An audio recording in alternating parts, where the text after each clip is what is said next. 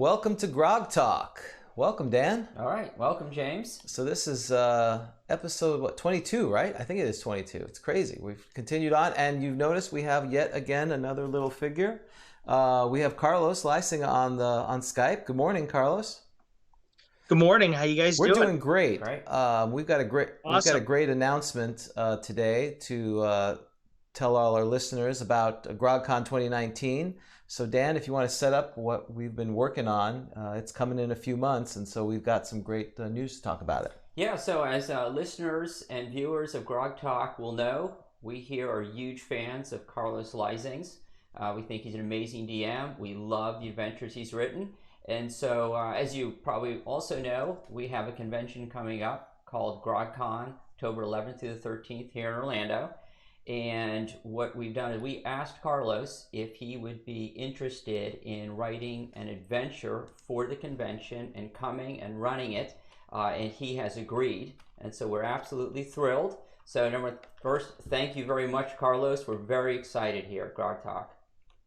Oh, I'm excited and I'm humbled that you guys chose me.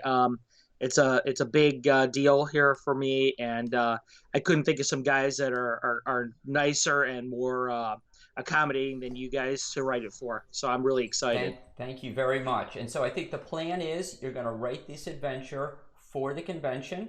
You're going to run it a few times, right? At the convention. Mm-hmm. And then what we'll do is we'll offer it here at GrogTalk. We'll offer it to patrons. That's right. A PDF version. Exactly. And then I believe, Carlos, if I'm correct, your plan then is you'll go ahead and publish a hard copy version of it like you do the other correct. ones, which will be offered, of course, through Castle Entertainment, right?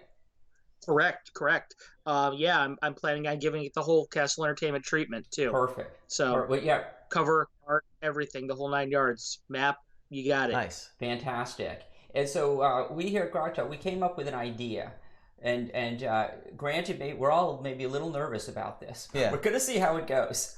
We could end up with Bodie McBoatface, like they named that boat in the tugboat in England. That's right. So. And I don't know if we sprung this on Carlos after he agreed to it. I'm not sure what the timing was. Actually, it was kind of our mutual idea. I wanted you and your listeners to be able to play director a little bit. So that's right. Actually, that's true because Carlos did mention, right? You'd mentioned that you like it when your patrons or supporters of yours, if they're interested, they have an idea for an adventure. You love to hear about. Yeah, absolutely. Professionally, I mean. In my day job, what I do is very much about voice of the customer. It's very much about listening to your customer and fulfilling what they want. It's great for me to write modules, and I know I write Castle Entertainment modules. The idea for me is I write the modules I always wanted to play in, but sometimes I realize that maybe that was just me. Maybe I'm the only one that wanted to play in that module. So the one with the gnomes. Yeah, absolutely. The one with the gnomes, actually. Well, I think I already told you guys the story about that, but that's another that's another subject. Right. But, go ahead. Yeah, voice of the customer is very important to me, and having your viewers and having you guys chime in on what you want to see on that, it's very exciting to me. Right. So what we've decided to do is we have decided to run a contest where we would like to ask our listeners and our viewers to suggest a title for Carlos's adventure, and then James and I will select the title. And this is the part where Carlos gets nervous. Sure. James, obviously. James, I feel like we make it a lot with gnome in it. I don't know. Well, I shouldn't say that. I would be okay with die gnomes die. I know, right, that's right. We could have a lot of variations. A mashup, against the gnomes. Right, against the gnomes. The new G series. That's right. I'm good with any of those. I can tell you anything with gnomes in their end would be a top pick for me. I think this is why we work. We kind of balance each other. That's right.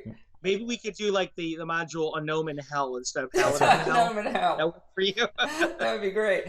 By the way, James, big props on your Iron Maiden shirt. I can see it there, just the hit. That's right. Thank you. Yeah, absolutely. Well done. And so what we've decided to do is to let our listeners and our viewers suggest a name. James and I will select it. Right. And then that will be, and we'll announce it next week. the winner. Well, it may be 2 weeks from now because we got to discuss next week's July 4th weekend. So we have to decide what we're going to do. So we'll probably extend it for a couple of weeks. But here's the 3 ways you can enter. You can either enter, I've created a page on GrogCon / GrogCon 2019 contest. I'll put that on the show notes here. You can also go to Twitter and put hashtag GrogCon 2019.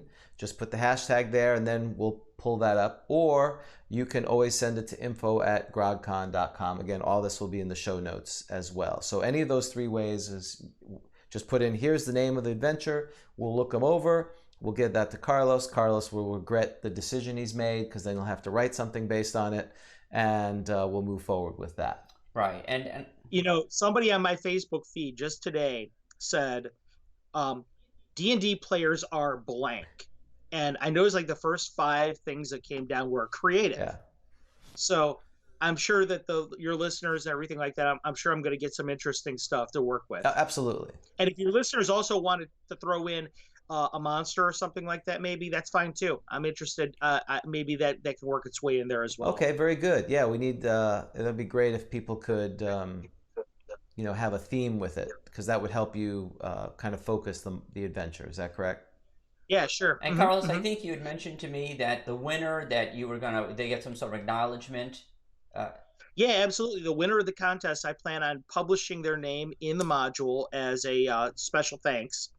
So they're going to actually get publication credits in the module if we pick their name. And we'll find out later if the special thanks is sarcastic or not, right? Based on the title.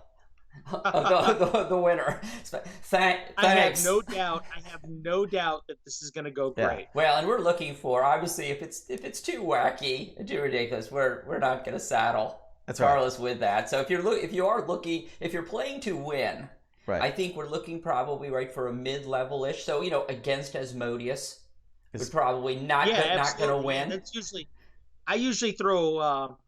For me, like a levels 5 encounter is like, I don't know, Mephistopheles or something like that.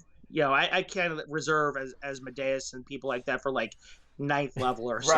Right. So if you're looking to win, the gnome in hell, may not be a winner. Yeah. Right, because that might be a little too high level. I thought a gnome is hell would be fine. A gnome is hell. Yeah, you just play a gnome. It could backfire you. It could backfire on you, James. I make it all gnomes, and I try and make them cool. That's okay. Yeah. So I'm playing a gnome tonight. I'm playing a gnome. I want to do a gnome undead, and they just surround you. Surround James' character. That would be a very comprehensible death. But I think also that we're very fortunate that we are planning that Carlos will come down and run this adventure at GrogCon 2019. We're working on those plans, and so.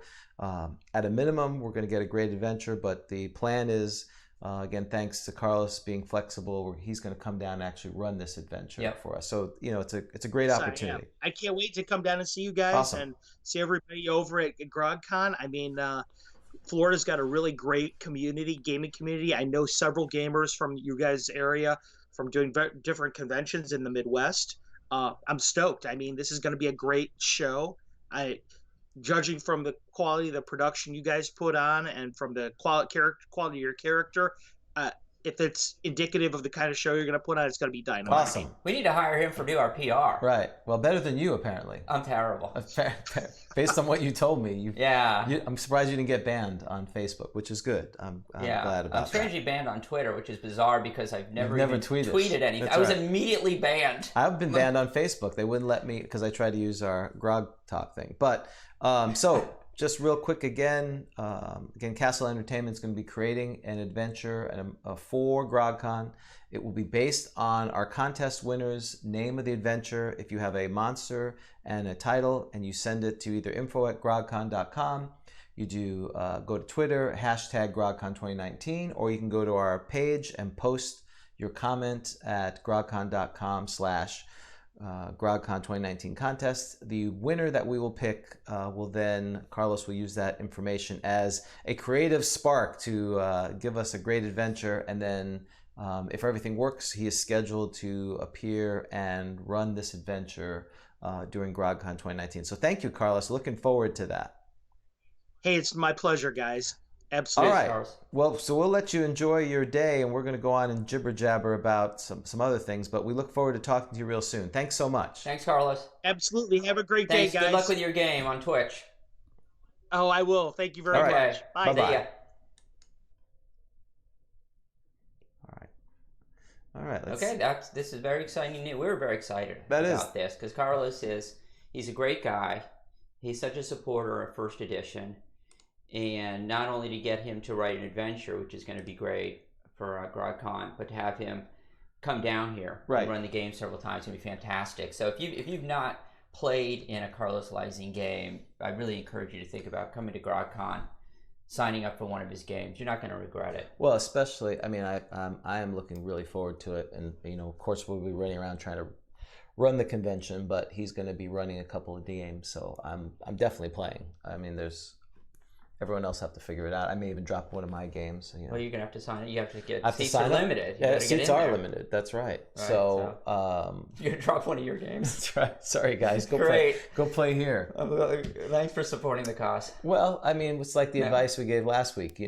When I was tell people to watch another video, don't watch our video. That was our suggestion. Yes, I think and when I was marketing the convention, I said, look, if you're gonna go to one convention, go to Gary Conner, North Texas. If you're gonna go to two, go to both of them. If you're going to go to three, and you're in the Orlando area in October, time, visiting your stepmother. If you're stuck over a layaway and you can't get out, your flight's delayed. Flight's delayed for 2 or 3 Come on days. over for a game. Yeah, that would be great. That's the marketing. I like that. Right, we're better than sitting at the airport. Right, it's close. Well, it depends. There's a good food court there. Yeah, but it's pretty pricey. But it is. Shall I get let's get this out here. All right. Oh, there you go. So anyway, today we're talking about Dan wants to shift. We've pretty much finished magic items, and we're now going to talk about the various demi-human races. Yep. That's the next topic of conversation. So what was the impetus for talking about that? Why did you want to talk about demi-humans? Well, I think I wanted to talk about demi-humans because as you know, I think it's a lot of fun to role play the particular race. So if you're going to play a dwarf, kind of take on the attributes and the characteristics of a dwarf as you play the game. I always think that's fun. I like that role-playing aspect. So hold on, sorry about that. Random sound. Go ahead. So it's a new segment. The random sound segment. Oh, just remind me. Hold on, we need to do that. Random encounters. We need to do our random encounter first. That's right. I'm glad high quality production here, folks. You need to shoot the producer. Oh, that's me. Yeah, you don't want me producing. All right. So yeah, we're going to do our random encounter segment where we randomly roll a monster and then we talk about it longer than we should. Right. So, do you want to do the roll? I can do the roll. No, I'm going to do it. You do the roll? Look, I got new metal dice. Oh, this is nice. Well, I had orange polyhedral crystal dice back in the day, and I really never found ones that were identical. Do we know if these are balanced well? No, I have not rolled those. Okay. I don't know if they're balanced well or not. So what I need from you is a die 10. One die? Oh, to figure out where we're Yes, because where are you? We don't know where you're going to randomly encounter. 2, it looks like. You're again in a dungeon. Love it. Okay, so what I need from you now is I need a die. I think it's going to be another die 10. We have 10 monster levels. So give me another die 10. 10 monster levels. 7. Well, that sounds scary, doesn't it? Yeah, that's going to be a creep. Okay, now we're back to, we're not going to screw this up. Mm-hmm. It's 2 to 20. That's right. So isn't it an 8 and a 8 and a 12 is what they say up there, yeah. So you got to do it. So I got a 5 on one and a 5 on the other. 10. Oh, a black pudding. Black pudding. Awesome. You've encountered one black pudding. I don't know that I've ever encountered a black pudding. Maybe some of our listeners listening live can tell us any black pudding story. I think there's a black pudding in Teagle Manor, but I don't want to say where it is. I don't want to give away a spoiler. It's very entertaining where the black pudding is. So in Teagle Manor. They're 10 hit dice. That is a huge thing. So you don't want to encounter one of these things. No. Well, how do you kill a black pudding? You just normal attacks because it dissolves wood and metal. So if I'm sticking my sword into a black pudding, Right. what's happening? So here's the problem. If you chop it or strike it, the monster is broken into 2 or more parts. So it becomes this, thing that attacks you multiple times. Saber-tooth is attacked by lightning.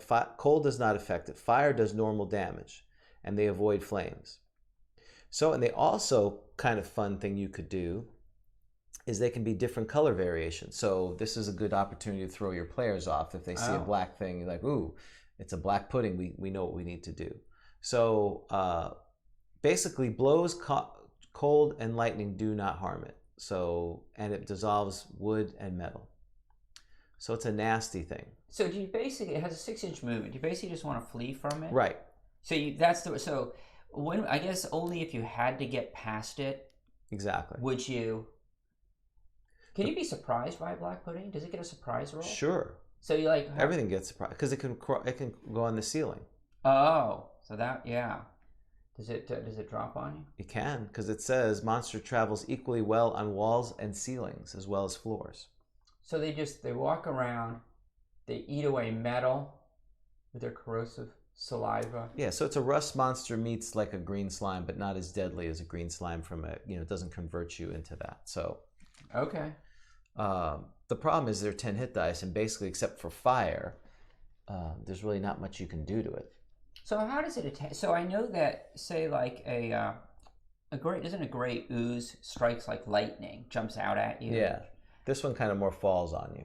It just sort of falls. So if it's just sitting there and you're attacking it, is it, I'm trying to get a sense of, is there dodge, parry?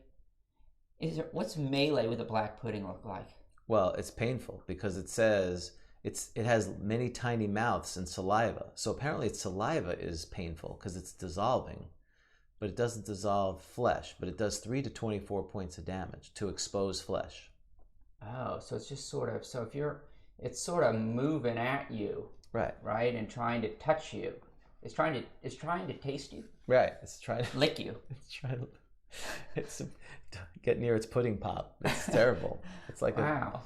It's a horrible thing. Yes, it's trying to taste you in many ways. Well, it's trying to get at your wood.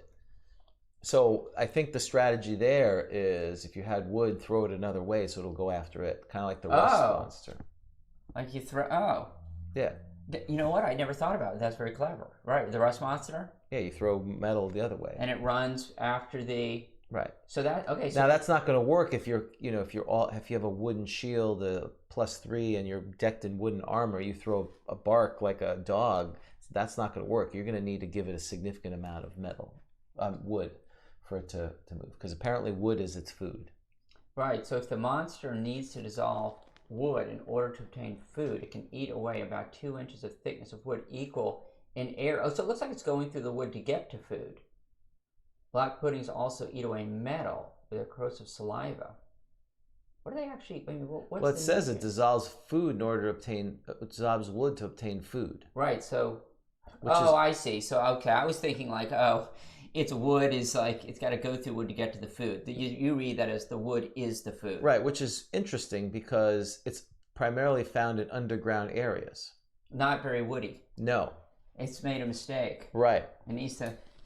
Yeah, could you have like you're walking down the street? Could like black pudding invade like the village? Why not? You would think they'd be in the forest, right? Or like and you're walking down the street, because they're getting at the trees, or you've got a wood shack and there's a black pudding that's attached to the side of you walk out in the morning, right? And you turn around and you open the door and there's a black pudding on the other side. It's a horror story. It is. A horror movie. Well, let's see. Oh, it's the black pudding. It's in Dragon. Let's see. I'm trying to see which map. There's a apology to the black pudding. Yeah, but it's 95. Yeah, that doesn't count. That's fake. That's fake news. Fake news. It's fake reporting. Fake science. It doesn't make any sense. I mean, guide to the traditional. Oh well, this is as the English food, so that's a. It is a scavenger hunter found only in underground. Only in underground areas normally, meaning I can take it out in a cage, and then it won't be underground. The body structure of a black pudding is such that it can pass flow through narrow openings. The monster travels equally well on walls or ceilings as well as floors. Its tiny mouths and saliva do 324 hit points of damage per melee round to exposed flesh. It sounds like it likes. I wonder if it like to eat people. So I like to. Is that food too? The monster needs to dissolve wood in order to obtain food. It can eat away about 2 inches of thickness of wood, equal. You could read that it wants to get to through to like there's a person inside and it wants to eat through the wood shaft to get to the person inside. The creamy middle. Exactly. Black puddings also eat away metal with their corrosive saliva.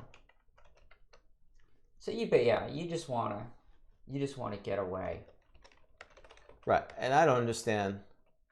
Strong. So, by the way, good morning, Thane David Thompson. Which, by the way, we've got to give him his official new titles. We have to show him that. We're gonna do yes, and I'd love to know if I can call him Thane Thompson. It's not gonna last, but we got a couple moments while he's still Thane.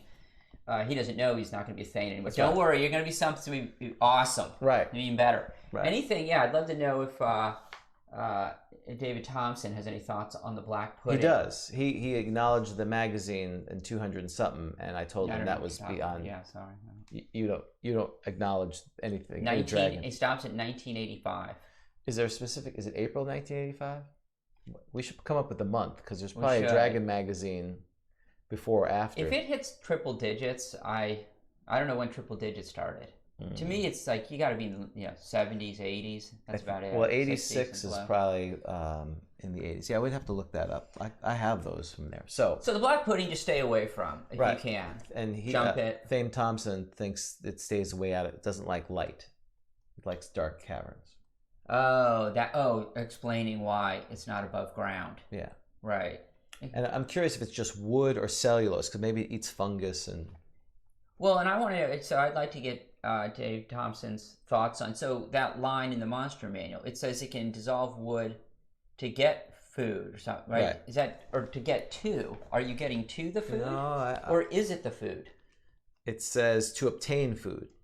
If the monster needs to dissolve, well, that's interesting. Mm-hmm. If the monster, now reading this again, if a monster needs to dissolve wood in order to obtain food, it can eat away about. So wood is not its. Well, that's the way I'm reading. I don't know. It could be read different ways. I agree. No, I agree with you. So you have like a wood chest, but the question is, what is it eating? Is it like people? Does it like flesh? Right. It's. I think it likes just anything. Is it a carnivore? Is that a carnivore? Yeah, I'm going to say it likes people. Absolutely. Well, that's more interesting, right? Because then it is chasing you. It likes people, and but it's basically a carnivore, but it will eat through a door to get to you. Right. So all kinds of doors, a wood door, a bound door, an iron door, it'll go through all of them. Right. So if you are in the that's interesting. So you could be sleeping. You're the guy on watch. Right. You're taking a rest for the night because you want to recover your spells, whatever. You're in the dungeon. This is interesting. I'd like to know if anyone out there rolls to see if players on watch fall asleep. Shouldn't there be a chance that a PC, so you're roused at 2 a.m, you got the 2 a.m. to 6 a.m. shift, you're in the dungeon.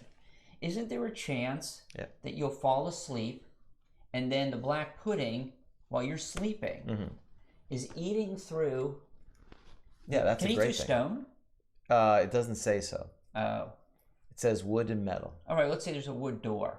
Easily. And then you wake up, and it's just darkness. You're like, but it's a black. You're in a black pudding or something. Well, then you'd be in trouble because it does 324 points of damage. Okay. But that idea of that's right. You've closed the door, and again, how good? It goes under doors, but it can go under, right? So why would it go through? It goes under. It would go under it. Do you roll for characters falling asleep? Have I given you an idea? No, that's a great idea. Right? I thought you'd like that. I'm surprised you didn't jump on that immediately. It's a way to kill characters. Well, I told you last week, the last time I played, I put a beat down.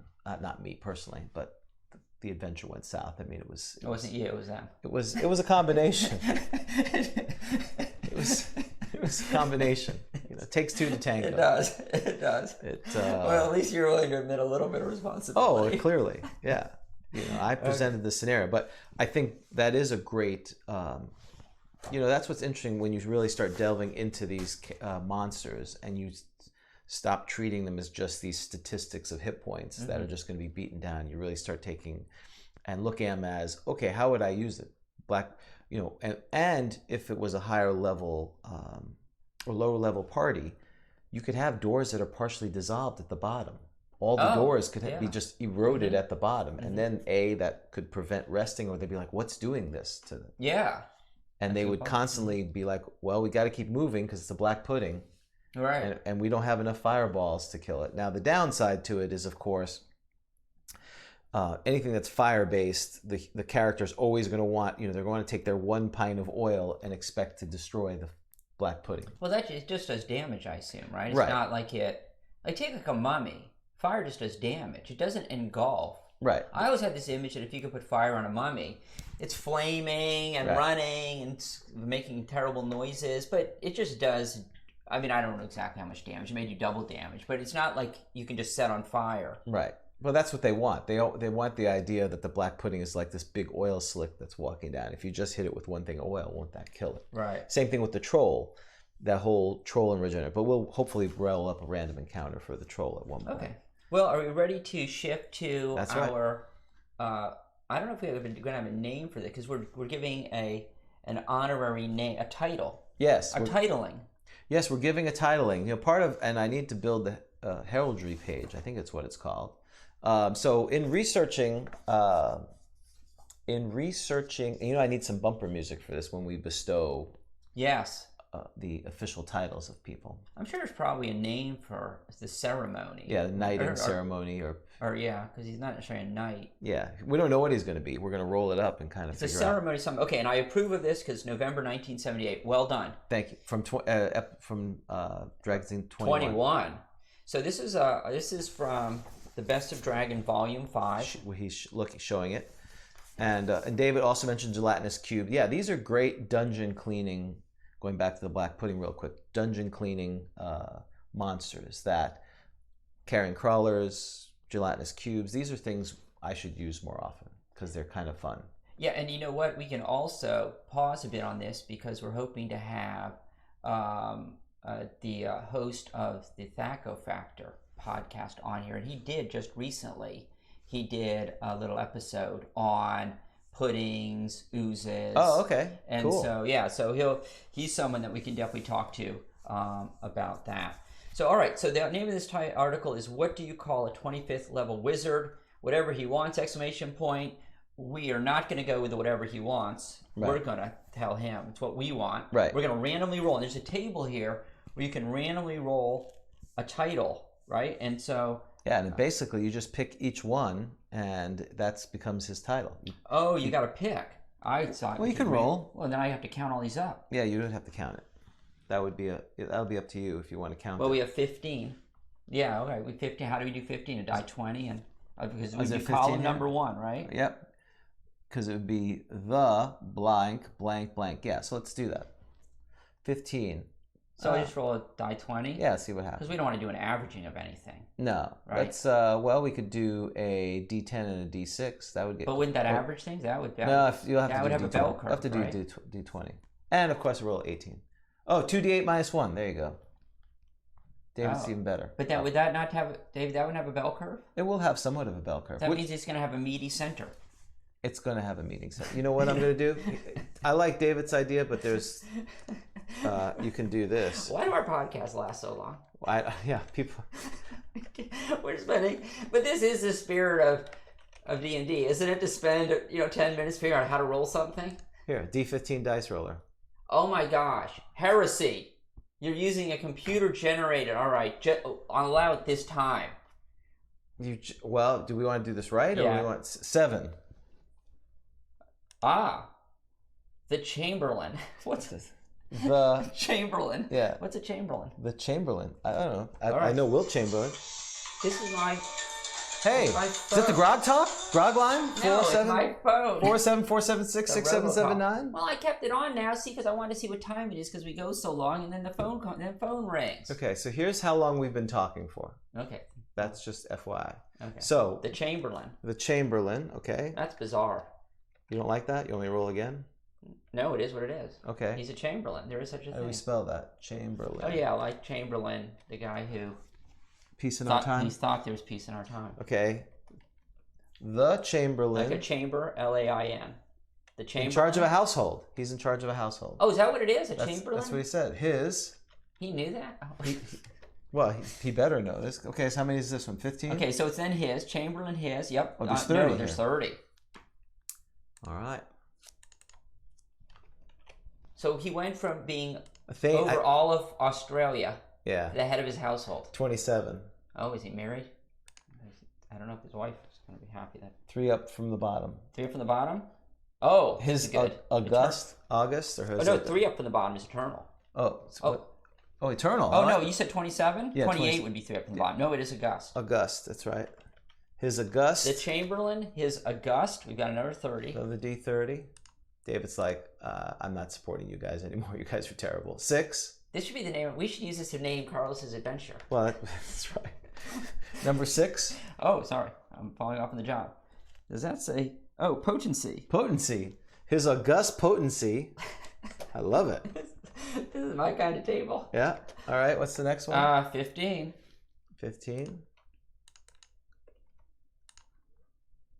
His August potency, number 4. Archduke. Oh, now he's happy. So long. Well, we don't have to give him all these. No, absolutely you do. Now there's that's 60 of them. It looks like. Yeah, 15 times 4, 60. Yeah. Okay. 31. Oh no, I'm sorry. 27. 27. So 20 and then 7 from here. Oh wait, this is 15 and then 12 from here. Oh yeah, right? I'm sorry. You're right. Shrewd. Shrewd. His August potency, Archduke. The Shrewd. The Shrewd. There's a. And then what's the last one? Okay, last one's 30. Last one's 30. We got to come up with our best official voice for this. 23. Oh. Guardian of. Guardian of, and then we have to come up with something. Guardian of. Australia, exactly. So after you type this, do you want to then make the official? Do you want to do the titling to make it official? Yes, well, of course. The ceremony? This will be official. Well, this is the announcement. At some point, we need to get him on. We have to get him back on, so we could bequeath it on him. Don't you think? Yeah. So when does he start a reign of terror? He can start anytime he wants. Okay, he doesn't need to wait for the official ceremony. He can. Now be it proclaimed. And when he appears, we can say, we're now happy to welcome the Chamberlain, his August potency, Archduke, the Shrewd, Guardian of Australia, David Thompson.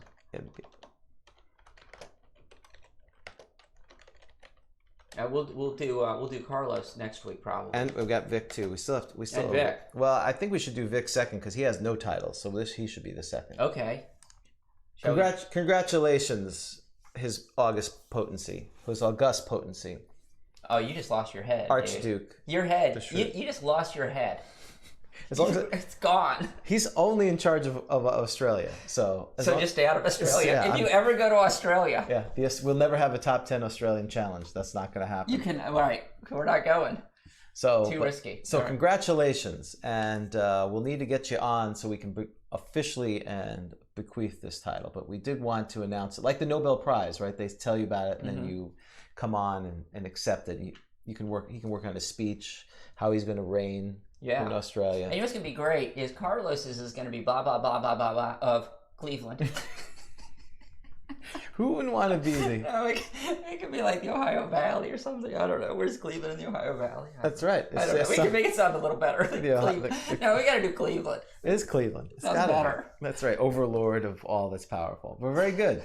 That's awesome. Let the reign of terror begin. That's right. Well, It's already started before you got there. Yes. If you've been to Cleveland. Okay.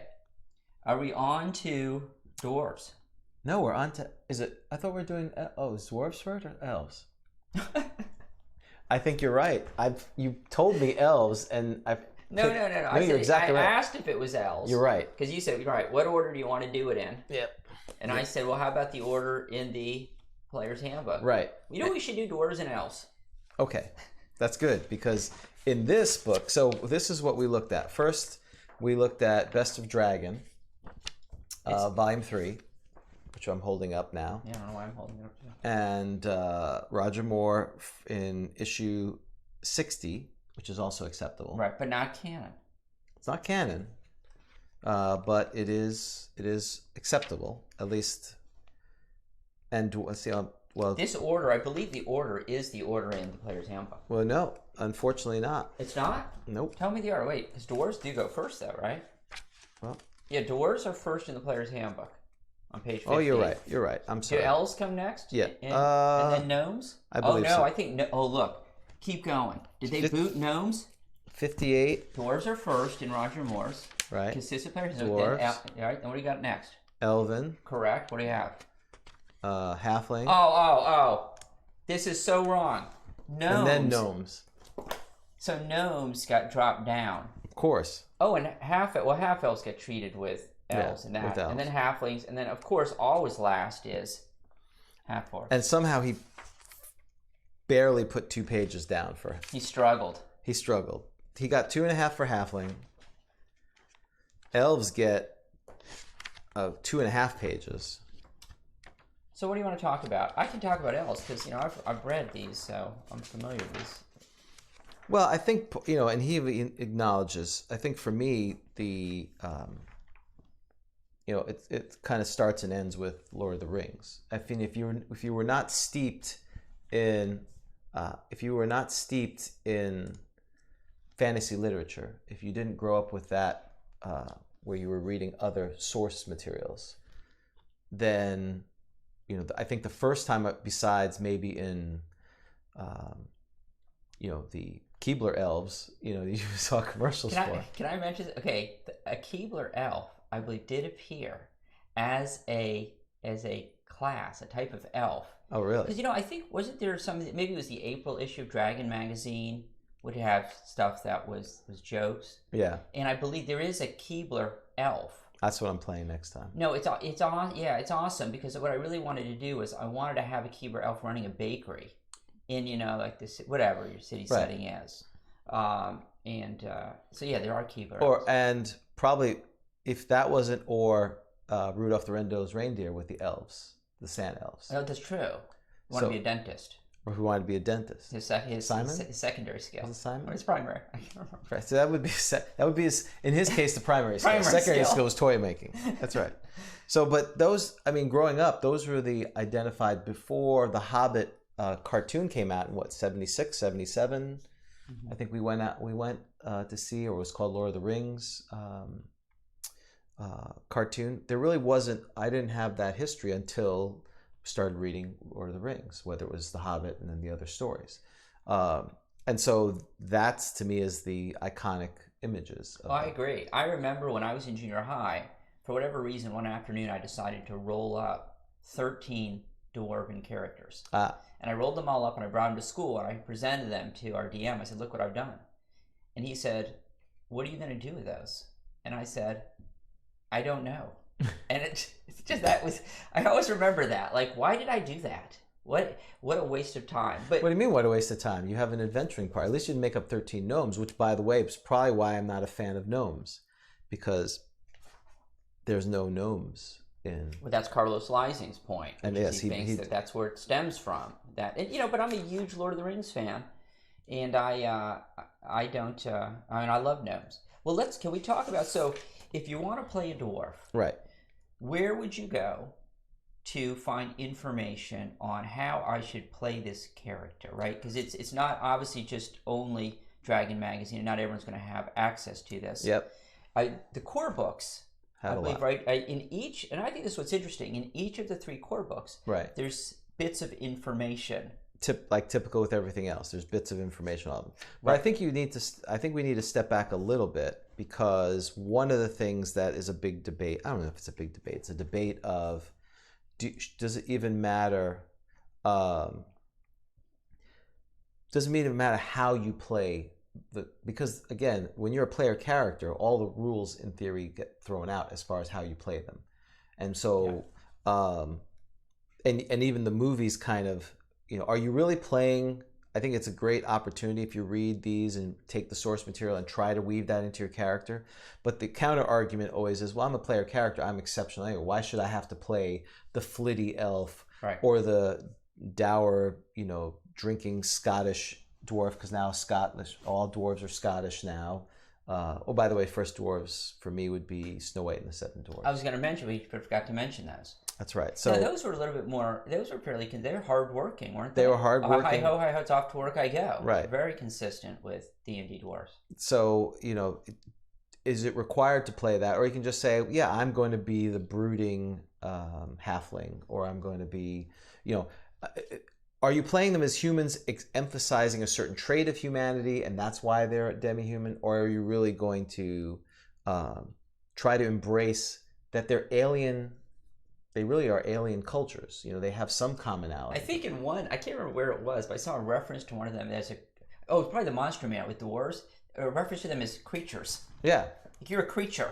So I think, that's part of where, as a dungeon master, I think you should have that conversation with your players to say, how are we going to play these? Are these just, different weird humans, or are you going to try to play them as monsters, almost taking the advice that Gary has when playing a monster character, because you would enforce, if you wanted to play a dragon, which you're allowed to do if Gary says at some point your player is going to want to play a red dragon, you would want them to not just be a human inside a red dragon. You'd want them to take part of their dragon features and their dragon culture. Yeah.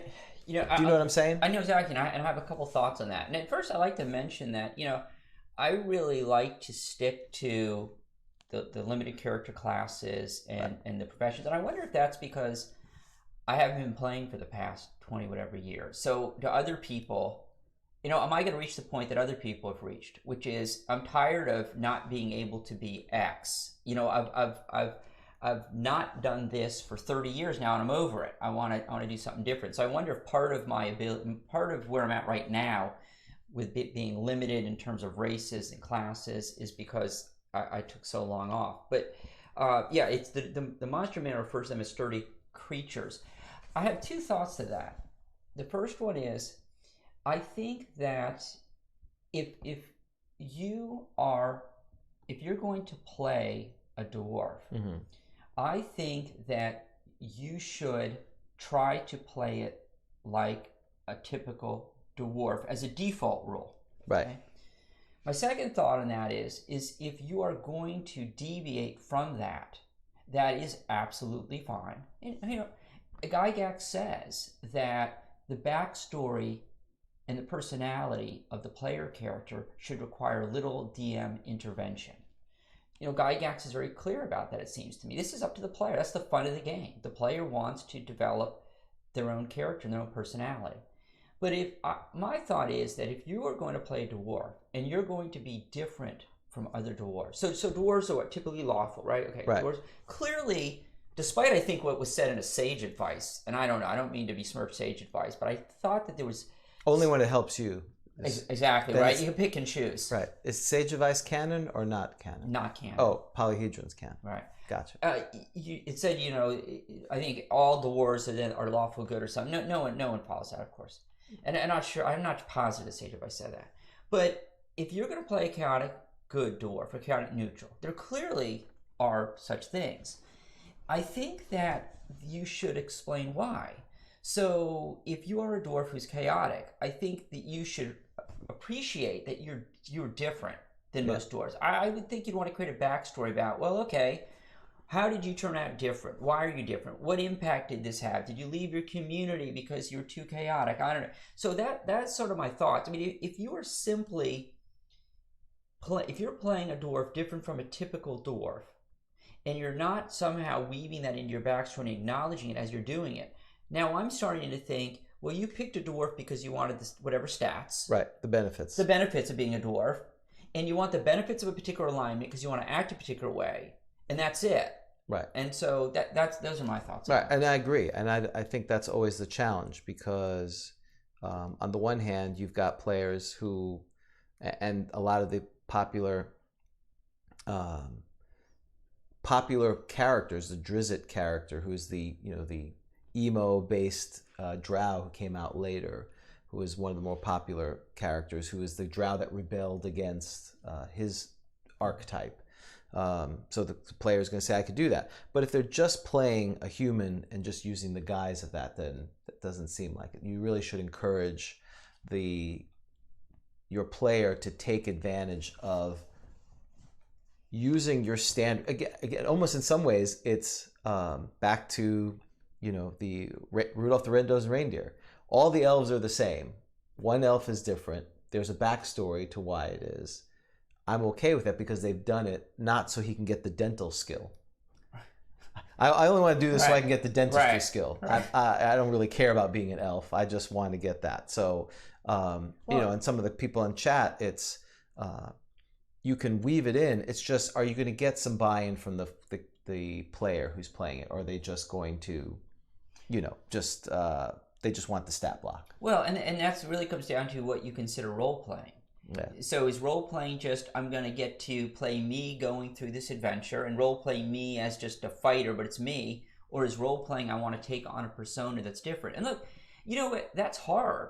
It's hard if you're going to play a dwarf. For a 4 or 5 hour game, to play a dwarf is a challenge. Right. And to act like, particularly if it's different. So it's easy. So if I have a gnomish personality, it's easy to play a gnome. Right. It's hard to play a dwarf. Obnoxious and small. Exactly. Okay. Exactly. That's not much of a stretch. It's harder. It's not a stretch for me. It comes naturally. Gotcha. But if you're not naturally inclined to, so if you're not dour, right, and taciturn. Taciturn. That's right. And humorless, though. I love how Roger Moore disagrees with. He takes issue with things that are in the core books, which I think is great. I mean, it's funny. You can't take it seriously, right? Where he says, single-minded. They have a narrow range of interests. So what do you want to talk about Dwarven personality, or do you want to talk about Dwarven classes next? Well, let's yes. Whichever way you want to do. Okay, let's talk quickly about the class, what dwarves can and cannot be. So this is now sort of this is the pamphlet title. So you've chosen to be a dwarf. That's right. Why? Being a dwarf. Being a dwarf. Why did, and this is true not just for dwarves, but why do you think Gary Gygax says that so many races can only be clerics as NPCs? Why would that be? I've never understood that. I'm sure there's an answer somewhere. So we know there's dwarven clerics. Right. Yet player characters are prohibited. I don't understand why. And I thought I remember reading it at some point somewhere, but I'm not sure why that's the case. Yeah, because that's the first thing, which is a little unusual.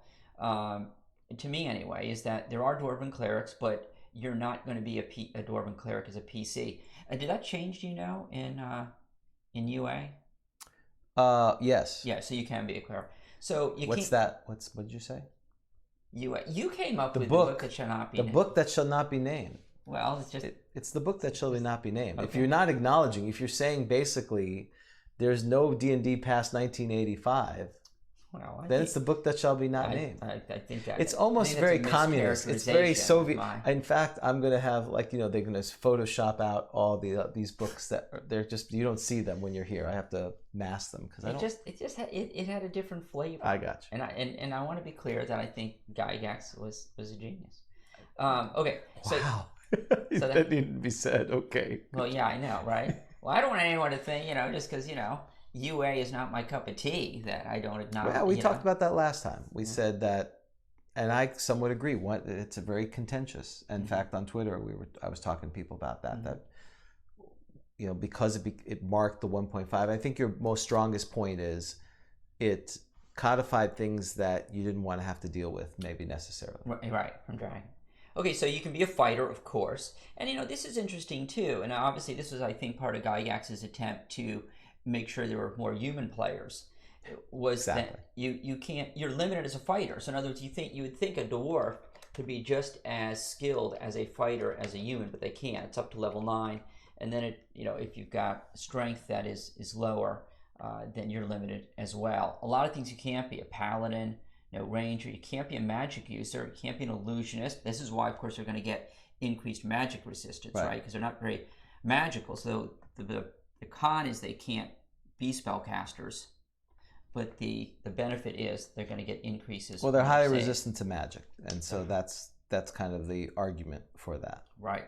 Thieves are I love how everyone pretty much, except for half-orcs, can be unlimited as a thief. So I don't know if that suggests it doesn't take a lot of skill, but everyone pretty much is unlimited as a thief. They can be an assassin, and they can't be a monk. So if you're going to be a dwarf, there are some limitations. Right. And couple of things that Roger Moore, and I think we should go over the source material. I mean, there's probably plenty.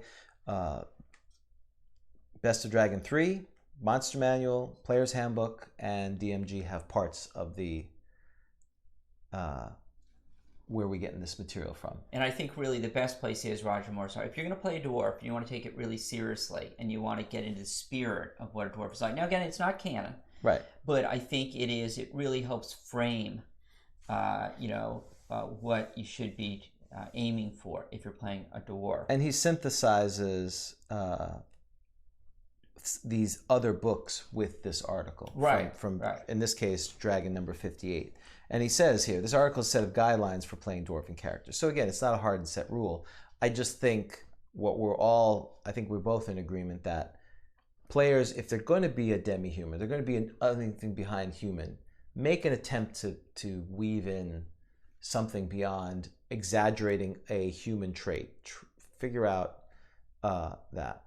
And I like to mention too, we should probably have an entire episode on UA, because I don't want this to devolve into a UA discussion. But okay, remember we were talking about last time, a number appearing, right? And how it's just, and at the beginning of the Monster Manual it says it's flexible. Right. This absolutely proves it, because the number of dwarves appearing, 40 to 400. Right. So if that rule wasn't flexible, that would mean dwarves never travel in fewer than a group of 40. That's right. Like we're 39. We can't leave the house. We need a 40th. That's right. So clear, yes. So I think that's in their You would have thought they put 13. You would have thought just as another dig at saying, no, this is not based on Lord of the Rings. We totally made this up separately. Right, exactly, 13. So what I thought was interesting is they are very intelligent, which means if you look at the beginning of the Monster Manual, very intelligent is 11 to 12. So what's the average on a 3d6? Nah, I was gonna say 4d6 drop. So I was wondering why they don't get +1, but I mean, I guess they're not, even though they're very intelligent, I guess the die 4 with dropping the lowest is gonna get you, because it's 10.5 without it. That's right. Average. That's right. So you would not have. So that makes sense that you wouldn't have the +1. But so they're very intelligent, and they're lawful good, typically. Right. The Monster Manual. If you meet them in the wild. If you meet 40 of them, 40 to 400, they'll be lawful good. Right. Most of them will be. If you meet one in a dungeon, he's chaotic neutral. Right. Of course. With evil tendencies. That's right. Shaking you down. Right. They can have psionics. That's true. See, now that says in unusual characters. Does that mean would you give a dwarf if you use psionics? There's a whole nother. I never use psionics. I don't even know what they do. Well, we are, because this already was a Gonzo campaign. At one point we didn't have any clerics. You mean Gonzo when I handed it over to you? Yes. That's my term for Ed and Dan handed over this to me. Well, we have Dwarven paladins. They don't exist anywhere. Mm-hmm. You made your own UA. It's DA. Dan's Arcana. And one of the monk characters, one of our monks. Wasn't DOA? No, it wasn't DOA, fortunately. Well, he didn't come on the adventure. That's why he survived. But he allegedly claimed that he rolled, and I'm not going to doubt him, that he rolled Sonic. So I'm like, okay, sure. We'll see what it is. And I know that... for the Dwarven Paladin? Yeah. Oh, so yeah. So what? No, not the Dwarven. That's Lane's character. Oh. Another person. Oh. Another would character. You allow, so the fact that it says possible to exist in unusual characters, would you then make it tougher for the character on their psionic roll if they were a dwarf? No. If they're a player character, they should get the same roll as any player character, unless there was a specific thing. I got you. What's interesting is Moradin doesn't have psionics, which is what Roger Moore points out, that why would the god of dwarves not have Synex typically? And he gives a reason for it, and I guess it's okay. Basically, keeping his thoughts to himself. I don't know if that's right reasonable. Sometimes we have to take what could be a discrepancy and try to fit some logic behind it. But so in the monster manual, some of the things that I find to be interesting is that, did you know that they are 60% likely to have tamed animals to serve as guards in their lair? No, that's awesome. Yes, 5 to 20 wolves, a 25% chance, and a 75% chance, of course, if you have the 60% that they have a guard, 2 to 8 brown bears. See, that'd be great. So that is interesting. So, if you had a character who said, well, I want to bring along a wolf or something, that wouldn't be, they guard the lair, but so that's interesting. So they seem to get along with wolves. Are wolves? It's got to be neutral. A wolf has to be neutral. Unlike only warg, wargs. Right? Only wargs are evil. Right. Maybe winter wolf is evil too. And brown bears are lawful good, aren't they? Brown bears are not lawful. Brownies are lawful good, but not brown bears. Oh, but they're lawful good like a gnome is or something. They're very mischievous. Okay. Brownies, yes. So another thing that I thought was interesting in the monster manual that I learned. Well, I didn't learn this. I knew that they get the +1 in their die rolls because they absolutely hate goblins, orcs, and hobgoblins. Now I have to remember this. Some of those hate, right? I think the goblins hate dwarves. Yes. So if you've got a dwarf, I always forget to do this as a DM. If you've got a dwarf in the party, try to remember who hates whom. Right. So if you run into some goblins, those goblins might gang up, right, on say a dwarf or something like that, right? I try to forget that. Yeah. This other issue comes up a lot.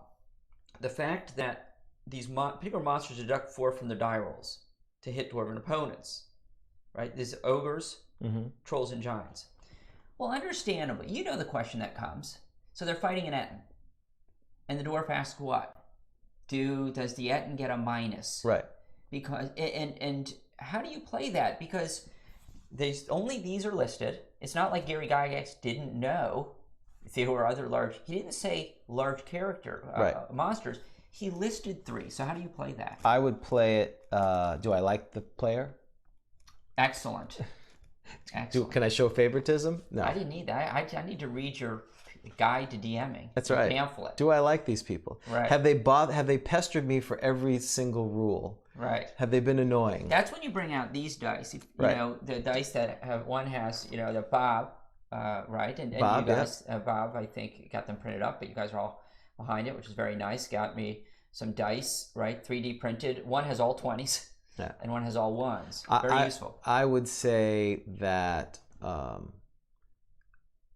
for me, at least with, I would probably allow it just because then the argument was, why wouldn't Ettins be there? Is it more likely that the Etten was missed because it was a mistake, or was it an omission?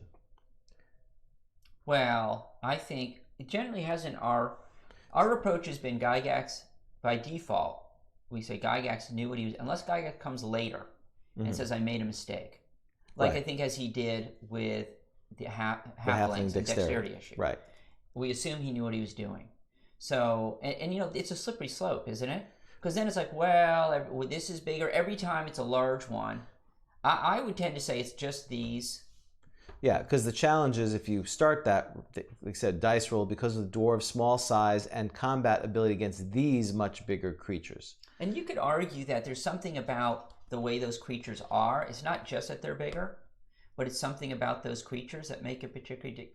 Look, again, I'm just trying to. Right. I'm not saying that makes a ton of sense, but just trying to justify why you would limit it to those. Well, part of it, you could have said, well, it's familiarity with them. That's right. Why. I like that too. How much Titans are they dwarves fighting? Oh, so what you're saying is it's not so much simply that it's hard for the monsters to hit because of the monster's size. It's also because the dwarves are familiar with these monsters, know their size, know how to avoid it. That's the idea with the ranger, why they get a bonus to hit against giant class, because they're trained killers to attack. Right. Yeah. So in the player's handbook it says subtract 4 from these roll because of the dwarf's small size and combat ability against these much bigger creatures.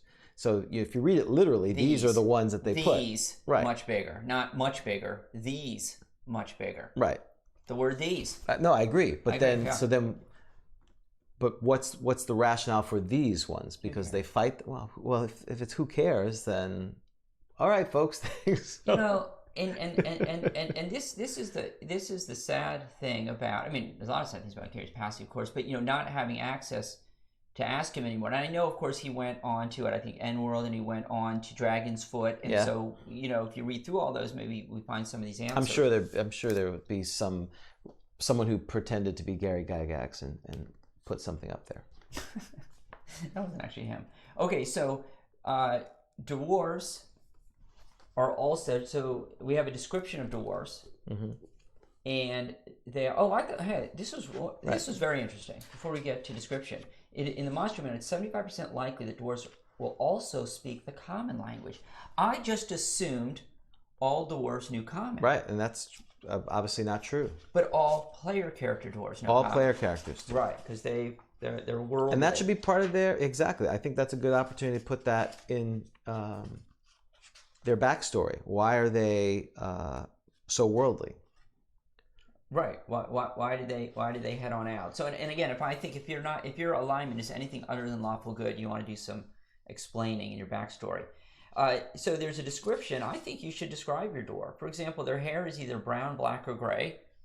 I think you should identify what your dwarf looks like. Right. And especially, again, it's interesting because under racial tendencies, under the DMG, which would be the last of the books, not including the later books, which again, Vic asked, do you include monsters from the Monster Manual 2 and Fiend Folio when it comes to getting the -4? Well, as we know in that book that shall be not named, for those who've read it, Ranger, they extend the giant class creatures that get the extra bonus to damage. They say that. Does it indicate under each one that's considered a giant class, or just somewhere? They extend more of them on there because, again, there's Fiend Folio has new giants, Monster Manual 2 has new giants, so they've added them to it. But on page 16, this is also very interesting. So page 16 of both books talk about dwarves. In Dungeon Master Guys, dwarves tend to be dour and taciturn. They're given to hard work and care little for most humor. So again, you're supposed to be dour. They're strong and brave. They enjoy. So they're very archetype dwarf. They like stronger drink. Their chief love is precious metal, particularly gold. They enjoy gems. And those of opaque nature, except pearls, they don't like pearls. Interesting, they don't like pearls. They like the earth and dislike the sea. And here's one of the contentions: are female dwarves bearded? Yeah. Now it says, well, Gygax says, considering that their women tend to be bearded too. Yeah. So 10. So that means more than half, I think, are in fact bearded. I don't know why this is an issue of contention. Because it says women tend to be bearded as well. Yeah, and it says it right in the DMG, right? It says right there, right? In the DMG page 16, there's a comment to the effect that dwarves are more forward in their behavior towards females without beards, since dwarven women tend to be bearded too. Well, so this is so the first thing that's not a controversy is that we know most dwarven women are bearded. Right. This is not are they bearded or they are. And here Roger Moore says to disregard that statement. No. He's disregarding. So here's where the controversy, I believe, comes along. Is not the part about the bearded, but about how dwarves behave toward someone who's not bearded. Is this reference by Gygax about dwarven approaches toward all females of all races? Oh. Or is it about non-bearded women? Because what it says, dwarves. Because what it says is, where is it? Considering that their women tend to be bearded too, comma. So no controversy there. Here's the controversial part. It is not surprising that some dwarves are somewhat forward in their behavior towards females not so adorned. So the question is, was Gygax talking about all females? So is a dwarf going to be forward? And I think what Gygax was talking about was, look, we don't know for sure, but it sounds like that they would hit on, maybe. Right. Are they hitting on? Wait, I don't know. Why did I say that? I mean, that doesn't make sense. Why? Because if they like, don't hurt yourself. Yeah. Will you be able to edit this? No, it's live. There's people watching this. So what does that mean, be forward? Does that mean that they think of them as like men? Yeah, so even Vic is warning you. He's saying don't go down this road, but you've started. Go ahead. It's a road that shall not be traveled. Yeah. No, I don't think they are hitting on them. It sounds to me like what Gygax was talking about is being forward. Because, like, let's say they chum it up with other Dwarven guys. Mm-hmm. You know, I don't know. It's okay. I don't know. Don't what hurt does it yourself. mean? Well, now you take over. No, I didn't go that. I was just starting with the beard. You were smart enough to avoid this. And so he said, here, the persons who have had the audacity to ask dwarves whether they like bearded women or not usually have been given stony stares. So he's going with, basically, it should be a non sequitur. It's a non sequitur. I don't know what that means. That some dwarves are somewhat forward in their behavior toward females not so adorned. What females? What does forward mean? So this is confusing. Right. And I think that's what, if I recall correctly, I think that's what Moore was talking about, was to disregard that part, I think. Well, and again, it goes back to, it would be interesting. Like, I could see some of our players, and if they started playing dwarves, really trying to encourage some of this, as long as it's taken in fun, and you have a party that takes it in fun. This could go horribly wrong. Sideways. To everyone's point, why did he go there with this? Why? Well, yeah, because Moore says he doesn't like it because it not only does it identify which females, but he also says it doesn't make any sense because they're not prone to mate with others outside their race. So he seemed to be suggesting, not me, right? Roger Moore seemed to be suggesting the forward reference was referring to some sort of physical attraction. All right. So doors. You know, so should we talk about doors? That's right, doors, exactly. That's my say. When I'm in a quagmire, when you just shift to doors. Do we talk about all the doors? That's possible. Not dwarves. Doors are not necessarily, but so one of the areas where Roger Moore takes issue with Gygax is whether they are always dour and taciturn and have no sense of humor.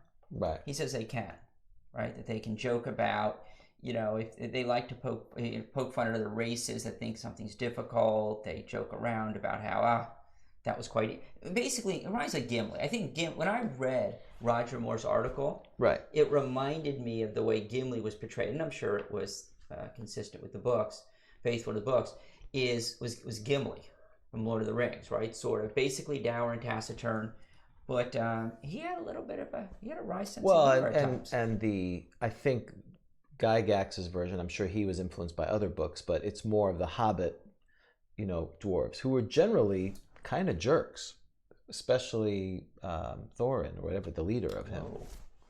He's a jerk. Why was Thorin a jerk? He could have stopped a war. I'm not going to go sideways here, but he's like, that's my money. He was more concerned about... at the end there. Very greedy, the whole time he was kind of Well, they dug too deep. I've heard that.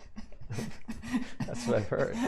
Looking for beardless dwarves. That's why. Right. And getting Gandalf, and then they're like, "Yeah, Gandalf, you handle that. Right. Get on that bridge." Yeah. So make sure that maybe thing that's the pass. adventure. Carlos, if he's listening, maybe that's the adventure. A group of dwarves are looking for beardless dwarves at the center of the earth. Isn't that like one of those Burroughs, Journey to the Center of the Earth? They've taken our beardless women or something like that. They just left. Oh yeah, they left us with. They thought they were men. They took our only beardless. That's what happened. There was an aberration. There was a bearded woman. Right. And they took all of the women except that because they didn't realize that. And so they all had to mate with that woman, and it carried on. That's what happened. Okay. I can think this could be Carlos's adventure. Yeah, I think he's just decided he's going to not come now. He's like, he has a conflict. I've made a terrible mistake. Oh, I'm sorry. I made a dentist appointment for October. That's right. 11th, a root canal. Right. I'm sorry. On Saturday? Yeah. Well, it's the only time he could get me in. He's very good. He's very booked. Good. What about the 12th? Could you? No. No, I'm taking medication. He says I can't fly. No, can't go anywhere. Can't fly after root canal for 2 days. You want me to create a module where there's one bearded woman who is the lustful attraction of all the dwarven race. Yeah, that's the mother of all dwarves. That's disturbing. So if you play dwarf, I think you should really be wanting all the gems. So let's say you come upon a treasure, right? And there's gems in particular. Exactly. you want to get that stuff, right? I mean, you should play with. So it's not I think most of the time you play in which the treasure you want is magical items that are good for your character. I get that. Right. And then the rest of the stuff is just to be sold. Communal. It's communal. But I would think that if someone playing a dwarf would want to be saying, "Oh wait, time out, guys. When we divide this up, I would like, let's not just sell all of it's not, the money. I want the gems. I'll deduct it from the rest of it. But right. I want, and I would think that you would be hoarding gems and not right. selling them, right? Because exactly. And what I thought was interesting in Roger Moore's article is that he said that dwarves typically they use their money to make more money. Yeah. So you should. They're very thrifty and industrious. Right. So you shouldn't just be spending all your money on new web, this and that, right? You should be trying to, invest it. Right. Look at getting a money manager. Right. In the dwarf stock market. Right. Building a business, trading. Right. Exactly. And making more money. Right. I think this is again another challenge of if you're as the DM, if you're trying to push this on your players, it's not going to work. They're going to have to be invested in doing that. They're going to want to have to read some of this. And again, I don't know players, at least currently, either they are so grizzled. We have our old school players who their understanding of D&D, while they understand the lore, they don't spend a whole lot of time dealing with it. They're just focused on what character is this party need so that we can achieve our mission, not playing a thing. Or you have new players who are more amenable to it, but they don't have any of the background. They may have one reference point and they don't know how to explain it. So as a DM, you're going to have to put some time in to if you want this type of role playing. I think people are amenable to it. But they're going to need some help. Right. I think I shouldn't go back here, but I keep reading this line. I think what this means. I think what this means is that I brought the DMG up. That was my fault. That was your fault. What I think this means is that since most are bearded, right, and most men, would not necessarily want a bearded woman. This means that if you're a dwarf female and you don't have a beard, you are particularly desirable, and that's why they tend to be forward with you because they are trying to. It's hairism. It is. That's what you're basically saying. It should be against the law. It's hairism. It is. I think that's why they tend to woo. They get a lot of attention. Mm-hmm. That's what I think. Okay. Interesting. Is there, you talked about people might play a dwarf just because they want some of the benefits of it. They're able to detect things. And I think dwarves, I know that I forget about it when, if a player has a PC and they've got a dwarf, I oftentimes forget they have this ability. They can detect things right? That other characters can't. Absolutely. Right, but they've got to be concentrating. So this is not like an elf, I believe, with a concealed door, where just walking by it gives you a 1 in 6 chance of recognizing it. You've got to be actually concentrating on this, and I noticed you have to be within... Yeah, this is on page 15 of the Player's Handbook. Right. Starting with that. Right, and going over to 16. And you got to be within 10 feet of it.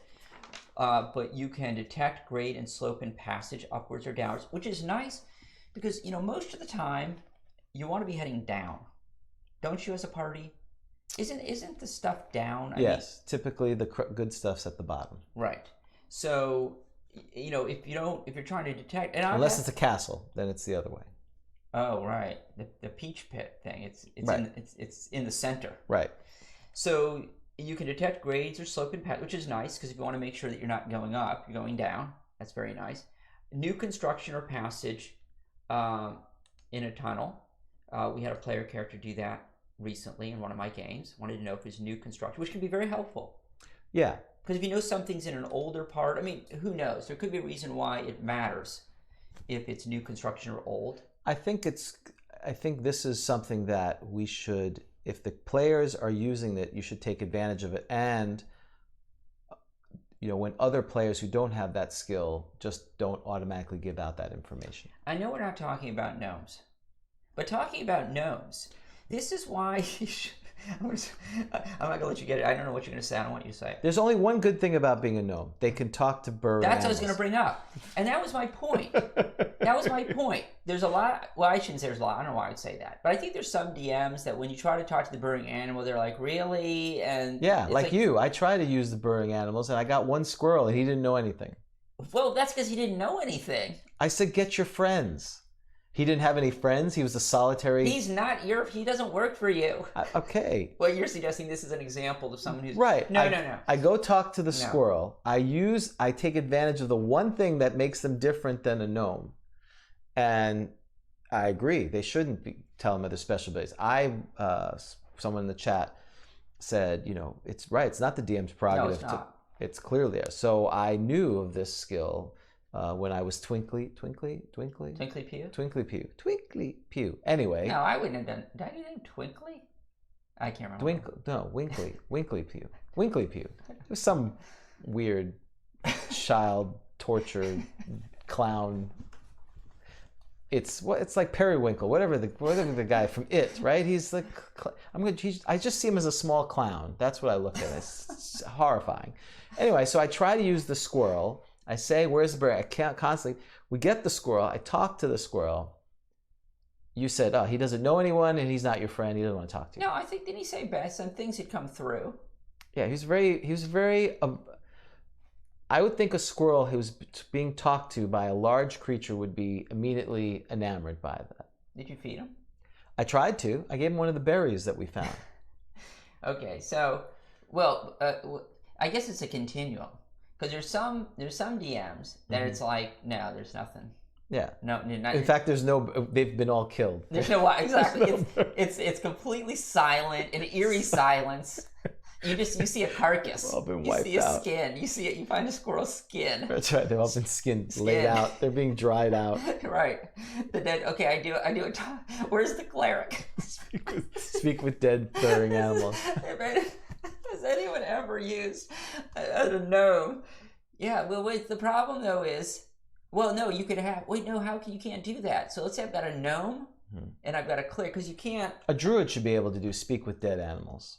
That should be a spell they should learn. Because you can't use a speak with dead scroll on an animal. If you're a cleric, you could. A cleric, you could. But so I'd have to hire an NPC. An NPC, a gnome cleric. To bring along. Right. We're on gnomes again? We really shouldn't use our material for gnomes. Right. So Dwarves my point was, you should let the gnomes run with that, although you called me out on that. Yeah, you were the one who brought up gnomes in the first place. You said, I don't want to talk about gnomes, but I'm going to talk about gnomes. And then you said, I'm not I'm going to be vigorously about defending the anti-gnome thing. You can't just throw that in either stick with dwarves. We're sticking with dwarves. Okay. Detect sliding or shifting walls or rooms. Do you permit that to detect secret doors? Detect sliding or shifting walls is a secret door. Let's say it slides. I guess it's got to slide. If a secret door slides, do you allow? So here's what I would say about that. I would say if you actually knew the secret, because one of the challenges with some of the modules is they don't provide, they just say there's a secret door and they don't provide what it truly is and how to open it, which again, as we've talked about in Doors, episode 4, that's an area that if you're writing an adventure and good adventures, and I know a lot of the DMs we've talked to, if they have time, they put in, yes, you must, move the statue and it opens the door. If the door is sliding, I would argue that they could take advantage of that because there's a mechanism that the idea is there's some mechanical feature of it. Right. But if it's just a door that pops open, that's hidden, or not hidden, it's actually secret, but it doesn't have a mechanism that slides it, then it would just be, you don't get the advantage. Okay, I buy that. And one thing that's interesting about these is, does the gnome get a tingle? So the gnome is standing there. Only with swords. Right, because the gnome is standing. Why are you talking about gnomes? Stop with the gnomes. Did I say gnomes? Yes. I got gnomes on the brain. Enough with the gnomes. A dwarf is standing there. And how does he just senses it? It's like elves. You just sort of sense that it's there.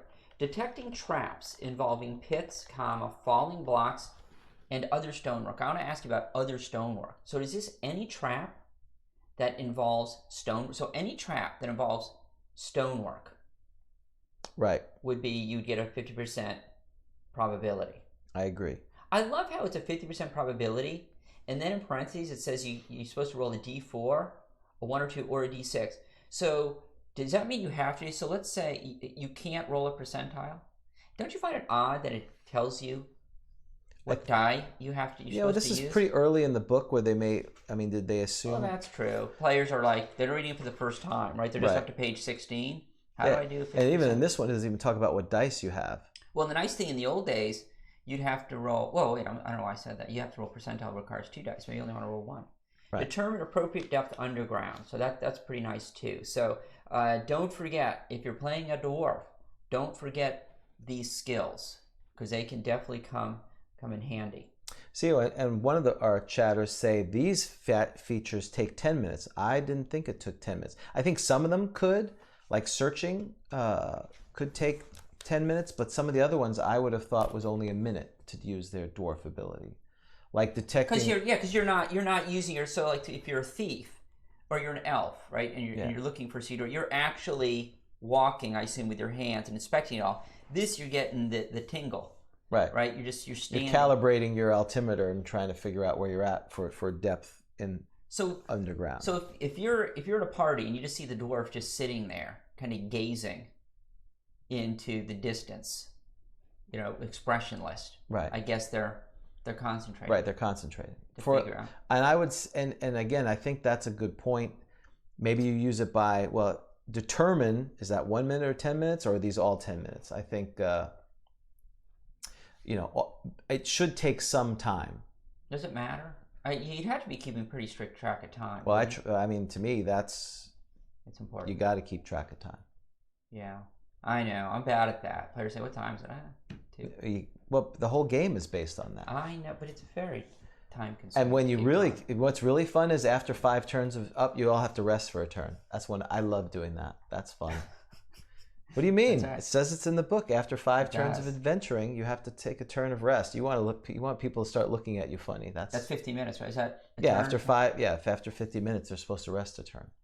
Oh, so that's actually pretty easy. So every hour, you got to rest 10 minutes. So 50 minutes, right? And then it's like now maybe that's a law. Do you think that could be like a break law? Maybe that's like a Greyhawk break kind of rule. Union?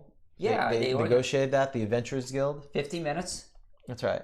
That would be a lot of fun if there actually was what if the guild actually had some sort of rule, because the monsters are union bashers basically. They don't if you are resting, they'll attack you. So they're scabs. They're forced muscle for the union bosses. Nice for the man. Right for the employer. So you're actually the workers' party.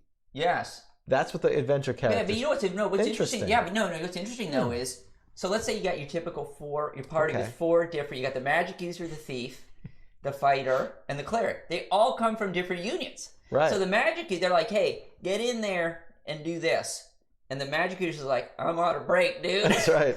Because he's got his own contract. But they're fighting the forces of chaos, which is non-union people. Well, now that is interesting. Yeah, right. Because especially if you go back to the old alignment, law versus chaos. Right, that's what it always. So you've got a bunch. It's almost like the AFL-CIO. All these unions have come together to defend the union way against a bunch of non-union people. Right, and they've all got their own contracts. Right. They have their different perspective, but they generally agree upon this idea of 10-minute breaks. So this is 50. A union job, right? Well, they've all agreed on that. So, so this is a union job, right? Everyone's got, the cleric has to agree that the magic user we're gonna comply with the magic user's collective. Well, that would be in the agreement, right? That would be in the agreements. Their roles within the team, right? And so the magic, I'm not going into combat, right? Why not? I don't Clearly. have to. This makes a lot more sense now. Yeah, because there's an agreement now. You're not it's not an implied agreement. There's a formal agreement. And what you should do which you would love. Yes, and the NPC that goes along with you is the union steward. That's right. Make sure. The shop steward. Dude, it's break time. That's right. I'd like to file a complaint, a grievance.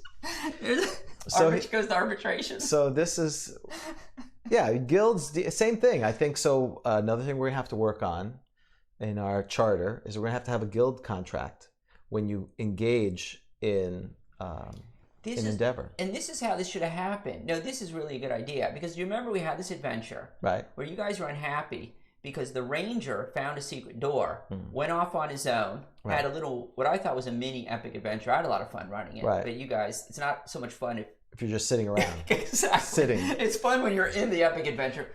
But if I was a union employee, would I mind? As long as it's in my agreement, I would be okay with it. If you had out your bologna sandwich. Right. Break time. As long as this doesn't count as my official break. Well, let's say, I understand that. Right. This would not supersede my That's what you would say. Absolutely. This doesn't count against. So Right. what should have happened was, because you guys talked to him after the fact, that's not the way it should have gone down. You needed to file a complaint Right. with the unit steward, and potentially this could have gone into some sort of arbitration as to whether he was going to be disciplined. Right. Well, he would file an appeal on the grievance. Sure. I could file a grievance. It would go to the union, and then, well, who's representing management? This in is getting complicated. Right. Exactly. I think you should. This is your first paper on. This would be fascinating. Union law, guild law, and D&D. Yeah, guild law. Write that contract. So somehow we derivated. Anything. Okay, back to dwarves.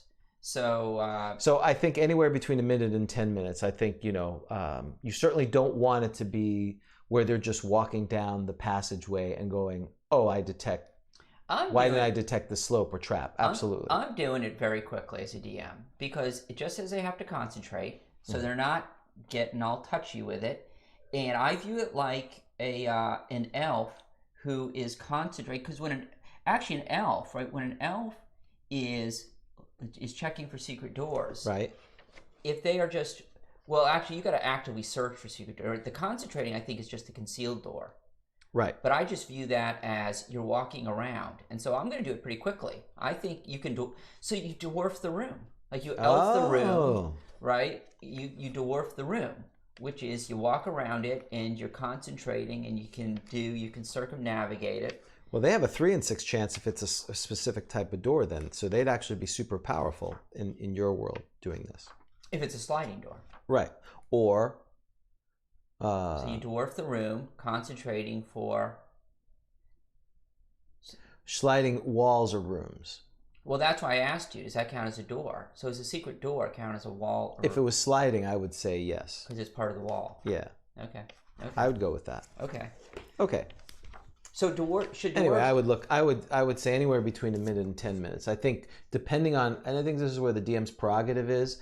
Why would searching for doors in a 10 by 10 foot area, which does take 10 minutes per the DMG, why would the dwarves checking for a sliding wall take less than 10 minutes? Because I think it's a difference between having to do it physically versus mentally.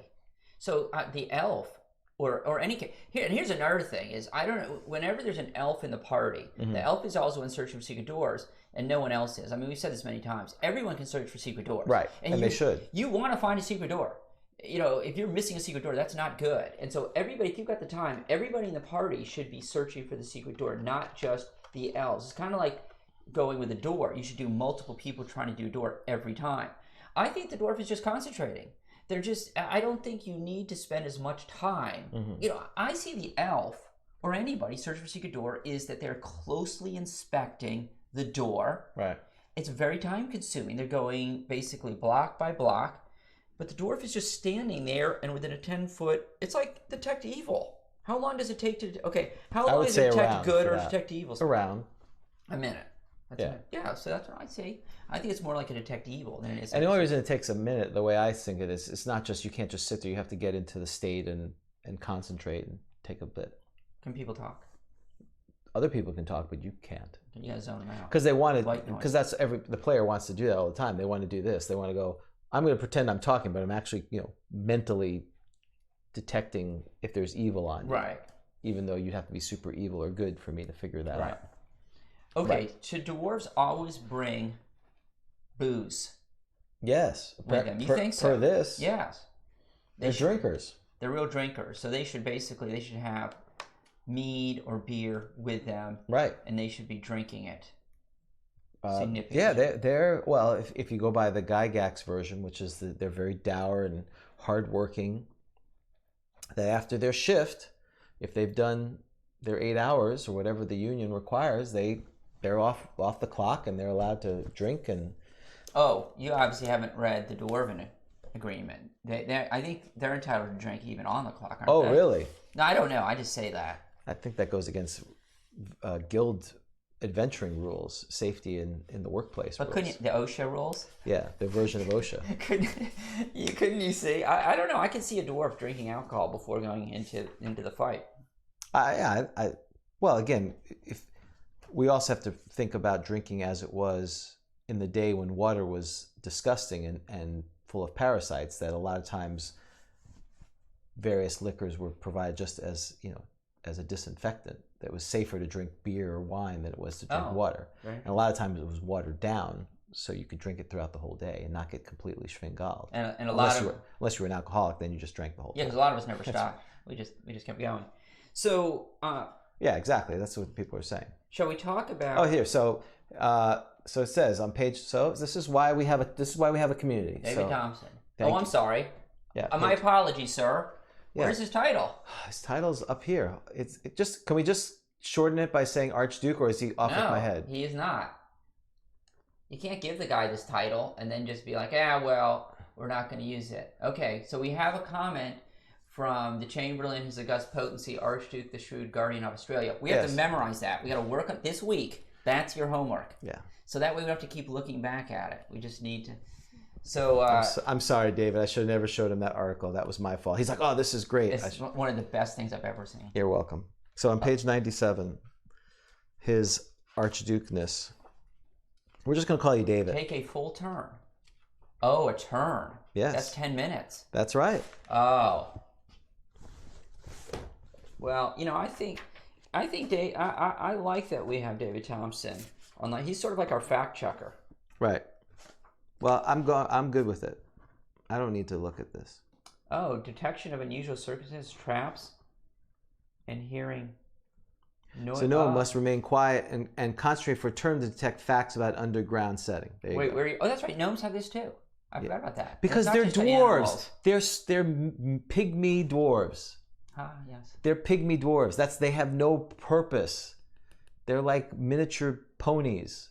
You can get a pony. Why would you get a miniature pony? They're cute, and you pet them. So much anger. Yes, but yes. So where is that?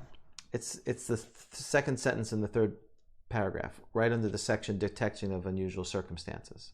So I like detecting rats of unusual size. Is that the? Okay. Oh, so yeah. So this is. So he was right. Turn.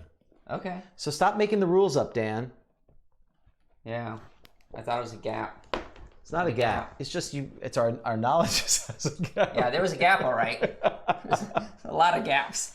Well, and again, it's interesting. We're going from trying to get 10 minutes out of them, and most of them be like, "What do you mean?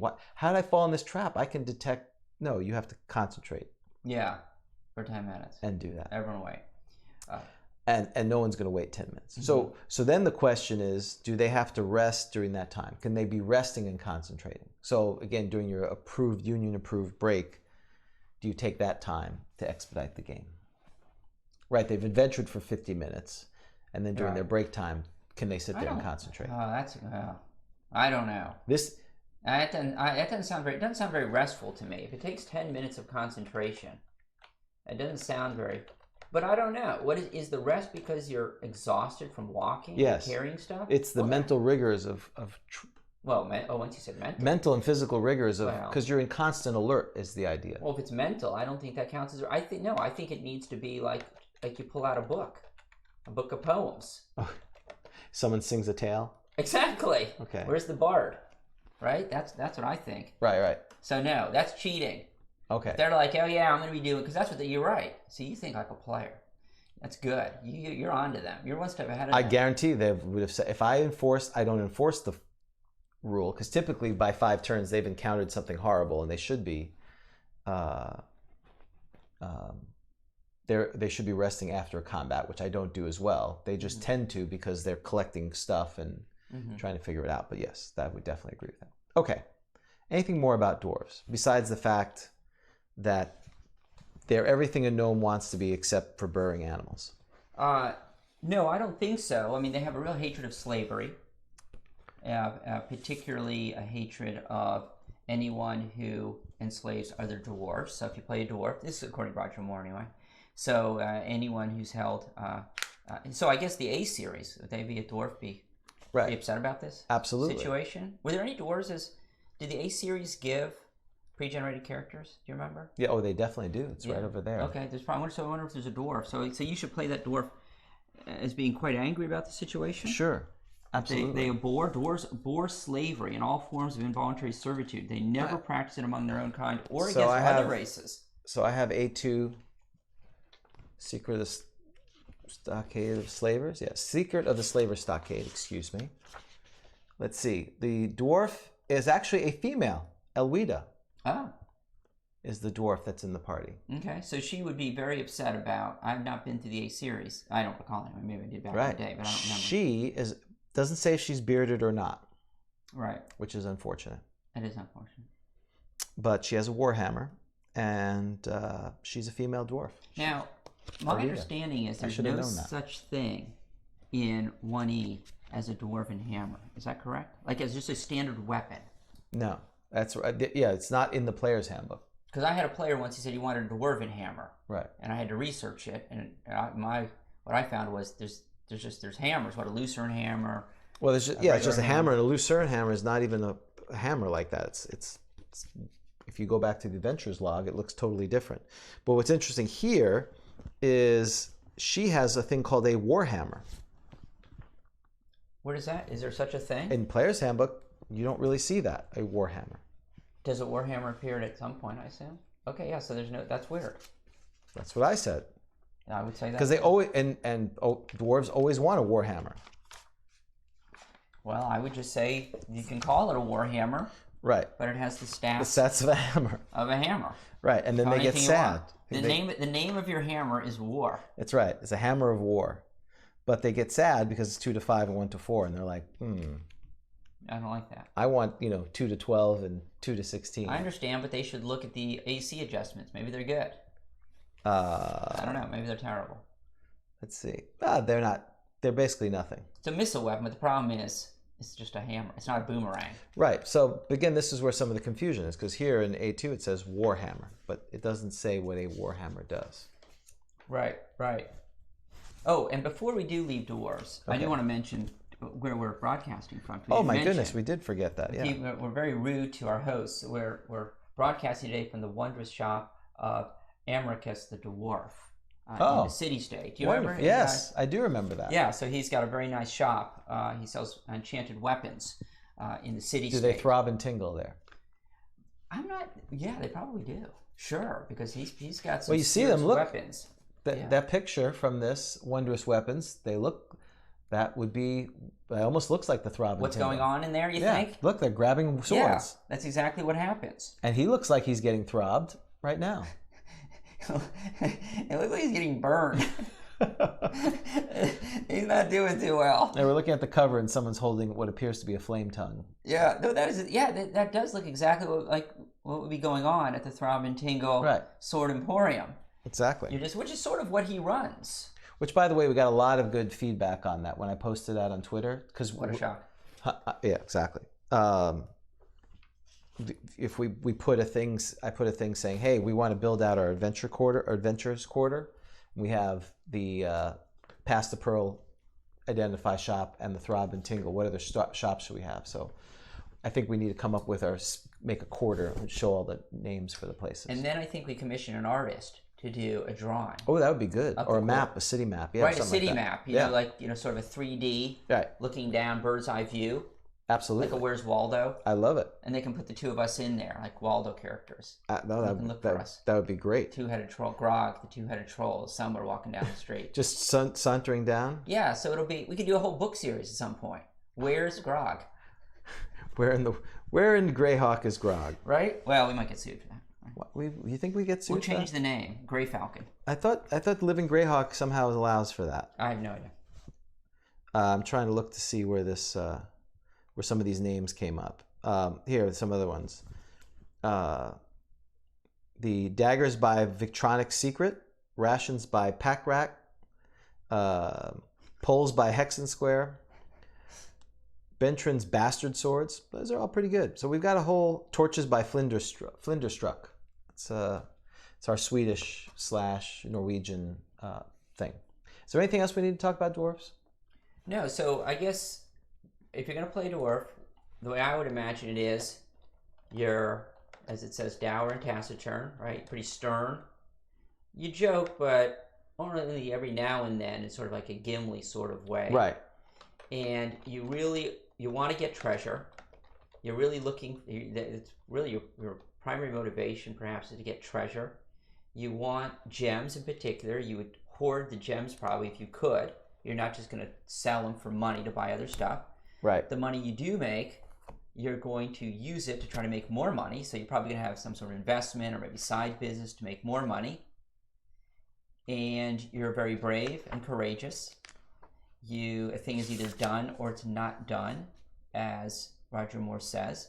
So you're a source of inspiration for your party. You like to drink. Right. You abhor slavery. Right. Am I missing? They're very clan-like. They are family over others. There should be some kind of clan element. Right. They tend to be. You should probably be lawful good. Right. I think you should. I would like to see, if you're going to stray from lawful good, I'd like to see you either lawful neutral or maybe neutral good. If you're going to float all the way into chaotic, I think you should definitely have a backstory as to why you're chaotic. Oh, they hate, as Roger Moore notes, they hate thieves, but they don't mind thieves who are stealing from other people. They don't like thieves within their own community. So if you grew up as a dwarven thief, you really shouldn't be stealing stuff from your own community. If you do, you're going to get into big trouble. Right. It's death tends to be, I think, if I recall correctly, the penalty. For thieving within there? Yeah, I believe so, if I recall correctly. I might be wrong about that. I thought I read that. That's sort of my thought on if you're playing a dwarf, how you should approach it. Well, I think this is a good stopping point for that, because we also we have another guest. Remember Vic wanted to come on, so I'm going to get Vic set up because he texted you earlier this week. He did. He wanted to get on, so I'm going to get him going. Yep, this is Vic Dorso. Yep, you can introduce him as I'm getting him set up. Yep, Vic Dorso is the founder of the Twin Cities Old School Gaming Society in Minneapolis. And Vic is a frequent DM at GaryCon and GameholeCon. And Vic has let us know. Hey, Vic, how are you? Is he? He has not appeared yet. Yeah, I got to get him. Get him. He's not here yet. He's not here. He's not a little figure yet. So I just keep talking about you, Vic. So Vic has been very nice. He has announced that he is coming to GrogCon, which we are thrilled about. So for those of you who are looking for some old school gaming, want to play some first edition, please consider coming to GrogCon October 11th through the 13th in Orlando. And you can sign up not only for games with Carlos Lising, but you can sign up for games with Vic Dorso. He's going to be running his Keep at Blood Red Falls, which he's run several times at conventions. So good morning, Vic. How are you? Good morning, gentlemen. So yeah, this has been a great GrogTalk coming out day. We can announce our DMs that we're coming, and Vic is another DM who's going to come down. So thank you for coming down and sharing your skills and expertise this October. Looking forward to that. And so you talked to Dan. You wanted to come on and talk a little about the what you're going to do for GrogCon 2019 and some other things. So the floor is yours, sir. Okay, let's start out with Dan wanted a clue and how to get through the Keep It Blood Red Falls. Oh, wait. No, I think that's a well, that's true and not true. Okay, so let's talk. So I have not asked. I don't think I asked specifically you for a clue, but it is true. I have been talking to people who are close to you about ways to beat it. So yes, I've been sort of trying to surreptitiously obtain clues, and I guess Vic, you're willing to give an official clue. Let's put it this way. Characters need their Gygaxian abilities, Gygaxian given abilities. So if you're an elf, a dwarf, a gnome, a halfling, that's your clue. Okay. You need to use your Gygaxian given ability. Can I ask you a question? Is that refer to burrowing animals? Are you saying that at the start of these? Are you saying that the gnome should be continuously looking for burrowing animals? That's right. I don't think you're going to find any burrowing animals. Okay, that's off the list. Don't be a gnome. Just Might as well be the dwarf, because the gnome Right. doesn't. The gnome detection abilities, they're not as good, are they? As a dwarf. For some of them, I don't think they're as extensive. That's right. So you might. But they have different ones. So are they different? Yes, they are. Keep going. Okay, sorry. So all right, Gygaxian abilities. And Vic Secret has already made it very clear, and we all agree with him that it's not the DM's job to remind them of, oh, by the way, you can talk to burrowing animals. But we need to press. By the way, is a Spriggan a burrowing animal? I'm curious about that. No. Oh, okay. It's a giant rat. I was nice. I allowed a giant rat. Didn't you talk to a giant rat? Was that you? No, I talked to a squirrel. I let somebody talk to. Would you consider a giant rat a burrowing animal? Sure, why not? Yeah, that's what I did. See how nice I was? He said I'm. So one thing that gnomes can do is they can determine the direction of travel underground, where dwarves cannot. I don't think that's important. I'm just telling you. I don't know. It could be. So what you're saying is, so it's not the burrowing animal issue. I think he said like elves. Didn't you say like elves? Yes. Okay, so there's a lot of secret passage. There's secret passages. I mean, it's right. That's got to be. Or concealed ones. He's getting nervous because we're getting hot. Look at that. He thinks I'm giving away too much. Look at that. You got to watch his face. You got to know how to do an examination here. You got to watch that. You got to watch the reaction. He's going to hide his face. They have that thing on Skype that you can blank out your face. face. Like a poker face. Put the voice changer. I'm not going to tell you exactly what happened. There it is. He's got one. I'm not going to tell you. He's got one. This is not going to tell you. It's game face. That's right. Okay, so they need to use. All right, so they need the to witness use protection. Their racial abilities. Right? Yes. Okay. So don't play a half orc. They have no racial other than information. Everyone's got that. Don't play it. A gnome, I don't think is working very well. So I'm thinking, play lots of elves. Don't play humans. Elves. Mm-hmm. Elves. Now remember, gentlemen, you because of how it was set up on the tabletop events, you guys are restricted to 6 individuals going into this dungeon. So you need to think about this clearly and how you want to do this. Right. There's a character that has a ring of invisibility. I think that's important to pick the character that has the ring of invisibility, I would think. Well, and again, elves have if they're by themselves, they surprise frequently, and they're able to surprise. So there's, the clue is pick your characters. Don't just pick the OP. And he mentioned that when he was on with us. Just because on paper they're an OP character may not be the optimal for the adventure. But remember, in all the characters that I've created, I have not put a race to any one of them. All I've done is put the class. Oh, that's right. Oh, really? Okay. Yes. I don't remember. I assumed my character was human, but I guess I didn't have to. There's a mistake. Right. Yeah. So, though this is interesting, and Vic, you use that book, right? That shall not be named. But my point of that is, this one? Your favorite? I want you to open that up and shake it and see if all any the pages come fall out. out. Yeah. It's not falling apart. You know what? Look at this. I was stunned to find. You know what I found in my? Look what I found in my. Oh my God! I have it. Your hands are not. Look at this. Again. This thing is barely. Look at this. About to fall apart. apart. To fall apart. So it is about to fall apart. So that means that you can pick basically anything, right? So if you want to have a cleric, I can be an elf cleric, right? Yes. Okay, so this is very useful information. Sniflervin. Right. Okay. You can't be a dwarf paladin, though. That's true. I agree. You're exactly right. So, and there's other than Drugar, you could be a Drugar. What's that? What's a Drugar? I don't know what a Drugar is. It's the gray dwarf. That's the evil gray dwarves. We didn't mention that you can be mountain dwarves.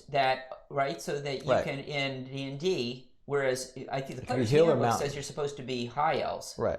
But you're talking about dwarves or elves now? Well, I know, but I was showing an example of where dwarves are different, say, than where you have to be, like with an elf. I think you have to be a high elf under the Player's Handbook anyway. Usually, that's right. Okay, we'll talk about elves. You can be a mountain dwarf. Right. And so you're what? You're a little bit taller. I believe so. Typically, so. I think you live either longer or less, a little bit too, based on the.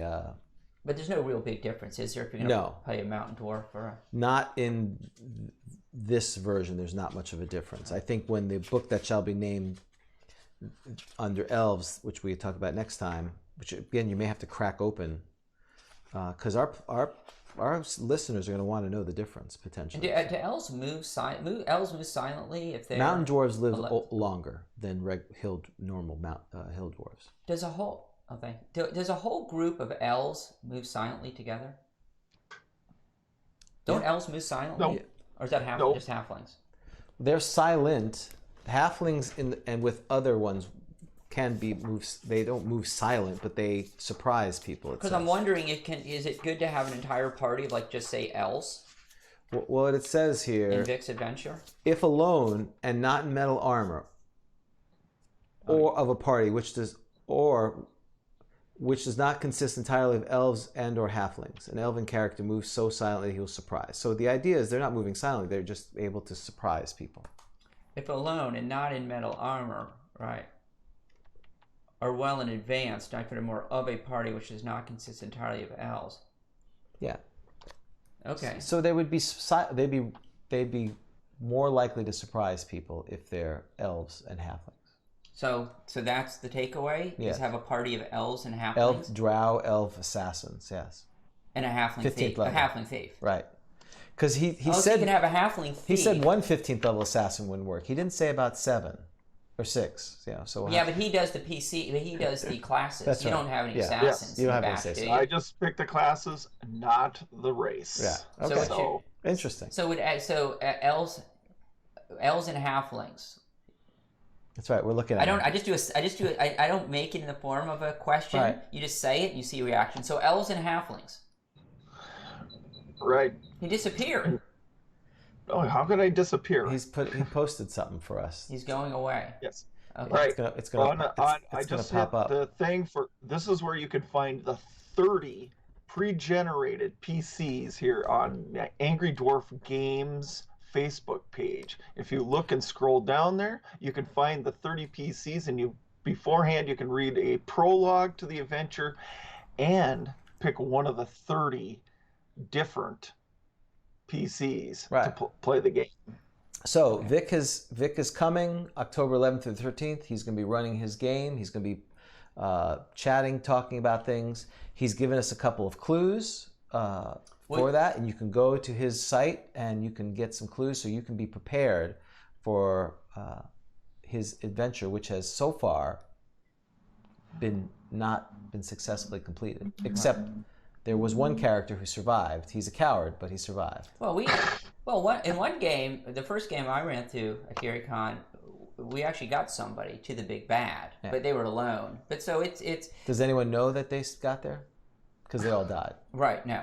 Yeah. There's only one. There's only one that I'm aware of has come to live. I think you got to move quickly. Are we going to? So now, before we let Vic go, Vic, thank you very much for giving a clue. And please come on down to GrogCon, listeners and viewers, to try to defeat the Keep at Blood Red Falls. Are we going to be giving Vic his title? Would you like your title, Vic? Gentlemen, hold on. More clues. I'm upping the ante a little bit. Oh, you're upping the ante. Okay. Oh, nice. I like it. Go ahead. All right. For those who managed to get through the Keep at Blood Red Falls, I'll give them a set of dice. All right. A PDF copy of the Keep Up Blood Red Falls when it's finished. All right, there you heard it. Those who fail have to wear for the rest of the con a button that says "I died at the Keep Up Blood Red Falls." I like it. And wear it proudly for the rest of the con. All right. So wait, they have to wear it proudly? Yes. So the deal is they can't just wear it. That's right. They have to wear it. So they can't be like, I'm wearing this stupid button. Nah. They got to wear it proudly. Who's going to monitor that? Right, James, can you handle that? Well, I think we'll just, if they're going to play, I assume they're not just going to leave like our players do when they're unhappy. They're going to continue to play.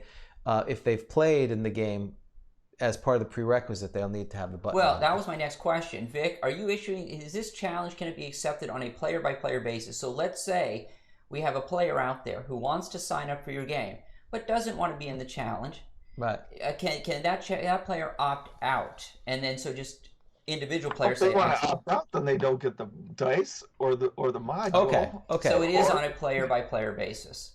Right. Yeah, but I would think everyone would want to do that. I mean, if you're going to run the marathon, why would you not want to win the prize or be potentially on YouTube the guy who's throwing up after mile 5? Maybe I don't want to put a pin through my shirt. You can put it through your nose as long as it's proud. That's all he said. All right. So Vic, so the DM Dorso challenge. What should I make it, a sticker instead of a pin? No. Pin I think is good. I think a button is good. I think most you can bring both. I think button, and you should put the year, because people may want to put 2019, because people may want to come to GaryCon at 2020 and try again. Oh, there you go. And you know what they could do is they could wear the button to GaryCon. Right. You may want to have buttons made up for the people who've done previous times. So Dan will just have a bandolier of these buttons. Right. It's like your denim jacket. Like if you put the different back in the 80s with the metal bands. Right. Right. You'd have I died in 17, 18, and 19. Or like your bumper sticker, like for some of these RVs, all the places you've been, all the places you've died. Will the dice be red? They don't have to be. Yes. Because blood falls. Yes, they will. Oh, very nice. Blood red. I have had a conversation with a gentleman, and I'm waiting for shipment of a set to proof them, and then I'm going to order some dice. Awesome. Gentlemen. And before we give Vic his title, so we know that Vic's adventure is challenging, but it's all in good fun. It's a fun game. Right. And yeah, it's real tough. But it's the spirit of it. It's a lot of fun. It's using your brains, gentlemen. Yeah. Use your brains. Yeah. I've given 2 hints to this module in the last 2 times I've been on. One before and one this time. So you need to cycle back to episode 19 and listen to what I say, and then listen to what I said on this one, and you might have a fighting chance, or you will have a fighting chance to get through it. Right. Oh, this is perfect. We need to have Vic on every week. That's right. To try to increase our listeners. But they're just gonna look for him, and don't say when he's on. All right. Right. Well, this is good. Excellent. So let's give out his title. Vic, do you want to roll for your own title? Yeah. You're gonna get a title here. Sure. Okay, so you're gonna need to roll. Oh wait. Oh no, I'm sorry. We have strange numbers here. We have like 1 through 15. So don't look for your dice. Don't worry about it. We're gonna do it. We're gonna do a random generation on the computer. We hate doing this. It's very non-old school. Right. I'm very unhappy about it, but you 5 years. What am I going to do with you? So Vic Dorso. Here's your title. First thing, Yeah, we need a 15. So I did. So the first die roll is 13. Oh, okay. The commander. Commander. Ooh, I like that. Okay. Next, what's the next roll? This could make sense. It's going to be a die 30. I don't know why I say die 30. There's no die 30. Random. So, and it is his. His. The commander is 15. Oh, 15? Yeah. That is astonishing. Astonishing. Well, this is... So it could be most. So you have different things here, choices here. It could be his or most ever all. It could be the most. Most astonishing. I like that. Or Vic Dorso, the commander, most astonishing. Yeah. Now 30. This is good. 30. Okay, hold on. Rolling this again. You mean you guys don't even own a D30? Actually, I do own a D30. You do own a D30. I do, because I did weather for Tis and Thing. Okay, what do we have? We rolled 30. I forgot. I totally forgot. You had to remind me. Patron. That's right. The most astonishing patron. Okay, what's the next one? Oh, this means he's going to become a patron of ours? What? He has to be like the highest level. That's right. That would be astonishing. That would be astonishing. Vic has given us money. We're astounded. 1. That's right. 1. Yeah. Crown Prince. Crown Prince. Wow. Of Minneapolis? No. What's the next one? It is that. 60. 60. Yeah. This is great. This is gold that you found this. You're welcome. I don't know if anyone's listening. It was 14. Oh, honorable. Honorable. The most astonishing patron, Crown Prince, honorable. Okay. Honorable. Yeah. Oh, some of these are great. This last one, 30. 30. Okay. Yeah, you're welcome. And of what? Of the Northern Lights, or what's? We're gonna figure it out. It's maybe 24. Or big 24. Let's see. Scourge. Scourge. Scourge? As in Scourge. Scourge. Oh, Scourge. Scourge. Sorry, Scourge. Yeah, the Scourge. I'm an Scourge. honorable What's scourge. a scourge? What's a He's scourge? the Scourge. What's a scourge? Is a bad thing. Yeah, isn't it? he's a Scourge. He's But I'm honorable. that's right. He's the Honorable. honorable scourge. That really kind of fits. You know, we're not saying you're dishonorable, but you are a scourge to 50 players everywhere. It's honorable scourge of what? The Northern Lights? Or the North Star State? The North Star State. That's it. Thank you. Okay, are you ready? Now you are ready to bestow it. So Yes, here it is. that's right. Proclaiming Vic Dorso, the commander, most astonishing, Patron Crown Prince honorable scourge of the North Star State. Sir Lord Vic Dorso. Congratulations, sir. Thank you, gentlemen. Thank you for being being part of the GrogTalk community, and it'll be put on the heralding page. So well done, sir. Well done. And we look forward to seeing you in October, where you'll be running your module, Keeping the Blood Red Falls, this October, and you either get dice or a button if you take up Vic's challenge, right? Hopefully dice. Hopefully You'll dice. end up with. Yep. I think Well, we'll see. I think he's ready to have a group get through it. Mm-hmm. I think not because he wants to show that good play is rewarded, but like you said, also the luck of the dice. Sometimes you can roll well, and that's why we play a game. It's not a puzzle. So, well, Vic, thank you, sir. You're welcome. We will talk to you later then. And Okay. again, love your comments, and we'll talk to you soon. All right. All right, take Have a care. good one, gentlemen. Thank you, All Commander. right, bye. Thank you. That's right, Yep. Commander. You just shortened his name. How dare you? I was still talking. Oh, sorry. Very good, very good. So we are now ready for our suggestions segment, Okay. because I think we're done with. Well, We are done with this part of the episode. I think Dwarves, we did a pretty good job. So now we're ready for suggestions. Okay, so what's your suggestion? and I don't know if I suggested this before. I don't know. You have not. Okay, and I thought this was appropriate since we did Dwarves today, and I talked about the fact that we were broadcasting from the Wonder Shop of Right. Aramicus the Dwarf, head of the Armorers Guild in the city-state. And so I thought I would suggest this publication from Judges Guild. It's got 120 enchanted weapons. And so if you are looking for some interesting and entertaining magical weapons, this is a collection of 120 of them.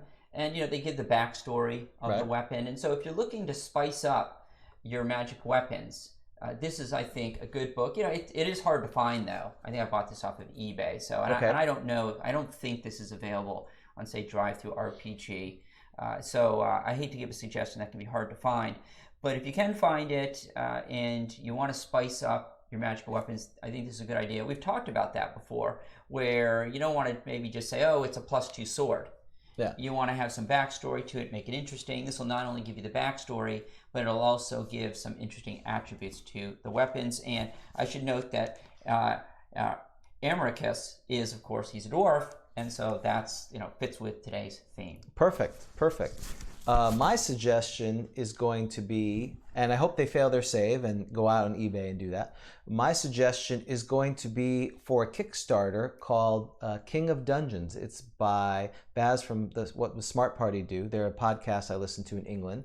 He's done a Kickstarter. And I'm always supportive of folks who pursue their passions and create a thing. And so the Kickstarter runs through July 13th. I think it's like $6 or $7 for the PDF. It's not very expensive, and it distills a lot of the things that you want to do in role playing and throws out some of it. So I'm looking forward to getting my copy. And we're hoping to have them on in the next few weeks as well. We've got a couple of interesting events coming up next month I want to talk about, but that's my suggestion. I hope you fail or save. I'll put into the show notes and on Twitter how you can support that Kickstarter. He's made already $4,500, or pretty close to that, in the Kickstarter, way over his goal. So good for them, good for him. Again, I would also listen to What Would the Smart Party Do. I'm very enamored with it. With a lot of the podcasts from England, just because it gave a different perspective. And I know you like Imagine Magazine and White Dwarf, and you like a lot of that stuff. because it just gave a different flavor. And kind of segueing, this month of July is going to be packed for us. We've got Gary Gygax Day, which is going to be our second tournament. And then we're hoping to do something the day after. We're just going to have to figure that out. Maybe you want to talk a little about that. Yeah, so I'm a big fan of Albie Fior, who wrote for White Dwarf magazine. He wrote two well-received adventures, The Lich Way and The Halls of Tizinthane. The Halls of Tizinthane is my all-time favorite adventure. And it's very small. I didn't realize how short a module adventure it is. It is, and that's why I like them too, because both of those adventures you can run in perhaps a session or two. And Albie, unfortunately, passed away 10 years ago, and on July 28th, it'll be 10 years since his passing. And I think Albie Fior is somebody who a lot of gamers might not be familiar with. There are a lot who are, but I thought he was brilliant and wrote amazing adventures. And so we're hoping maybe to do a podcast in memory of Albie and his 10-year passing. So. That's right. So that's where our hope is, and we're hoping to get some people who either knew him or were from that time, and we can really honor that on the 28th. Yeah. So if anyone out there has any sort of stories about Albie, or if they have any stories about what his works meant to them, that they're big fans of the Lich Way or the Halls of Tizinthane, please let us know, because we'd love to include those on the show. Right. Exactly. Well, someone's asking me, did we get to name Carlos's module? Yeah, so one last time, our contest from Carlos Lising, Castle Entertainment, is going to be creating an exclusive adventure for GrogCon 2019 in October. The contest is for those, our listeners or people who listen to our podcast, or if you go on Twitter, if you go and you put the hashtag GrogCon 2019, you put the name of the adventure, or info@grogcon.com, email it, or we've created a page on GrogCon called GrogCon 2019 Contest. Post there your name. Dan and I will review it, and the next time we're on, we will announce a winner, and that winner will be attributed the name in the module. They'll receive a PDF version of it, and if they come down to Orlando area in October, they'll be able to play, which would be awesome, with Carlos running it. So we're just excited that this convention's really taking off. We've got Vic as a guest DM. We've got Carlos as a guest DM. We've set up a number of sessions already, both Paranoia, first edition D&D. We're going to set up Call of Cthulhu, some other top secret potentially. It's going to be a great time. Please go to our website, grogcon.com, to get more information. Yeah, and don't forget that we're hoping to have a really great Dwarven Forge setup. Lane, our master Dwarven Forger here, who has an amazing collection of Dwarven Forge blocks, is going to put together, hopefully, the Tomb of Aethering the Damned, a Janelle Jaquays adventure. And you can already start signing up for games. So Carlos's, of course, isn't going to be posted, I assume, until after he's got a name for the adventure. Exactly. But you've got a Paranoia game listed. I've got several games listed. The tournament is up. Vic's games are up, and you can register for games now. So if you're thinking of coming, we encourage you to go to tabletop events, sign up. It's only $35. Right. And you're for 3 days. There's going to be a lot of 5th edition too.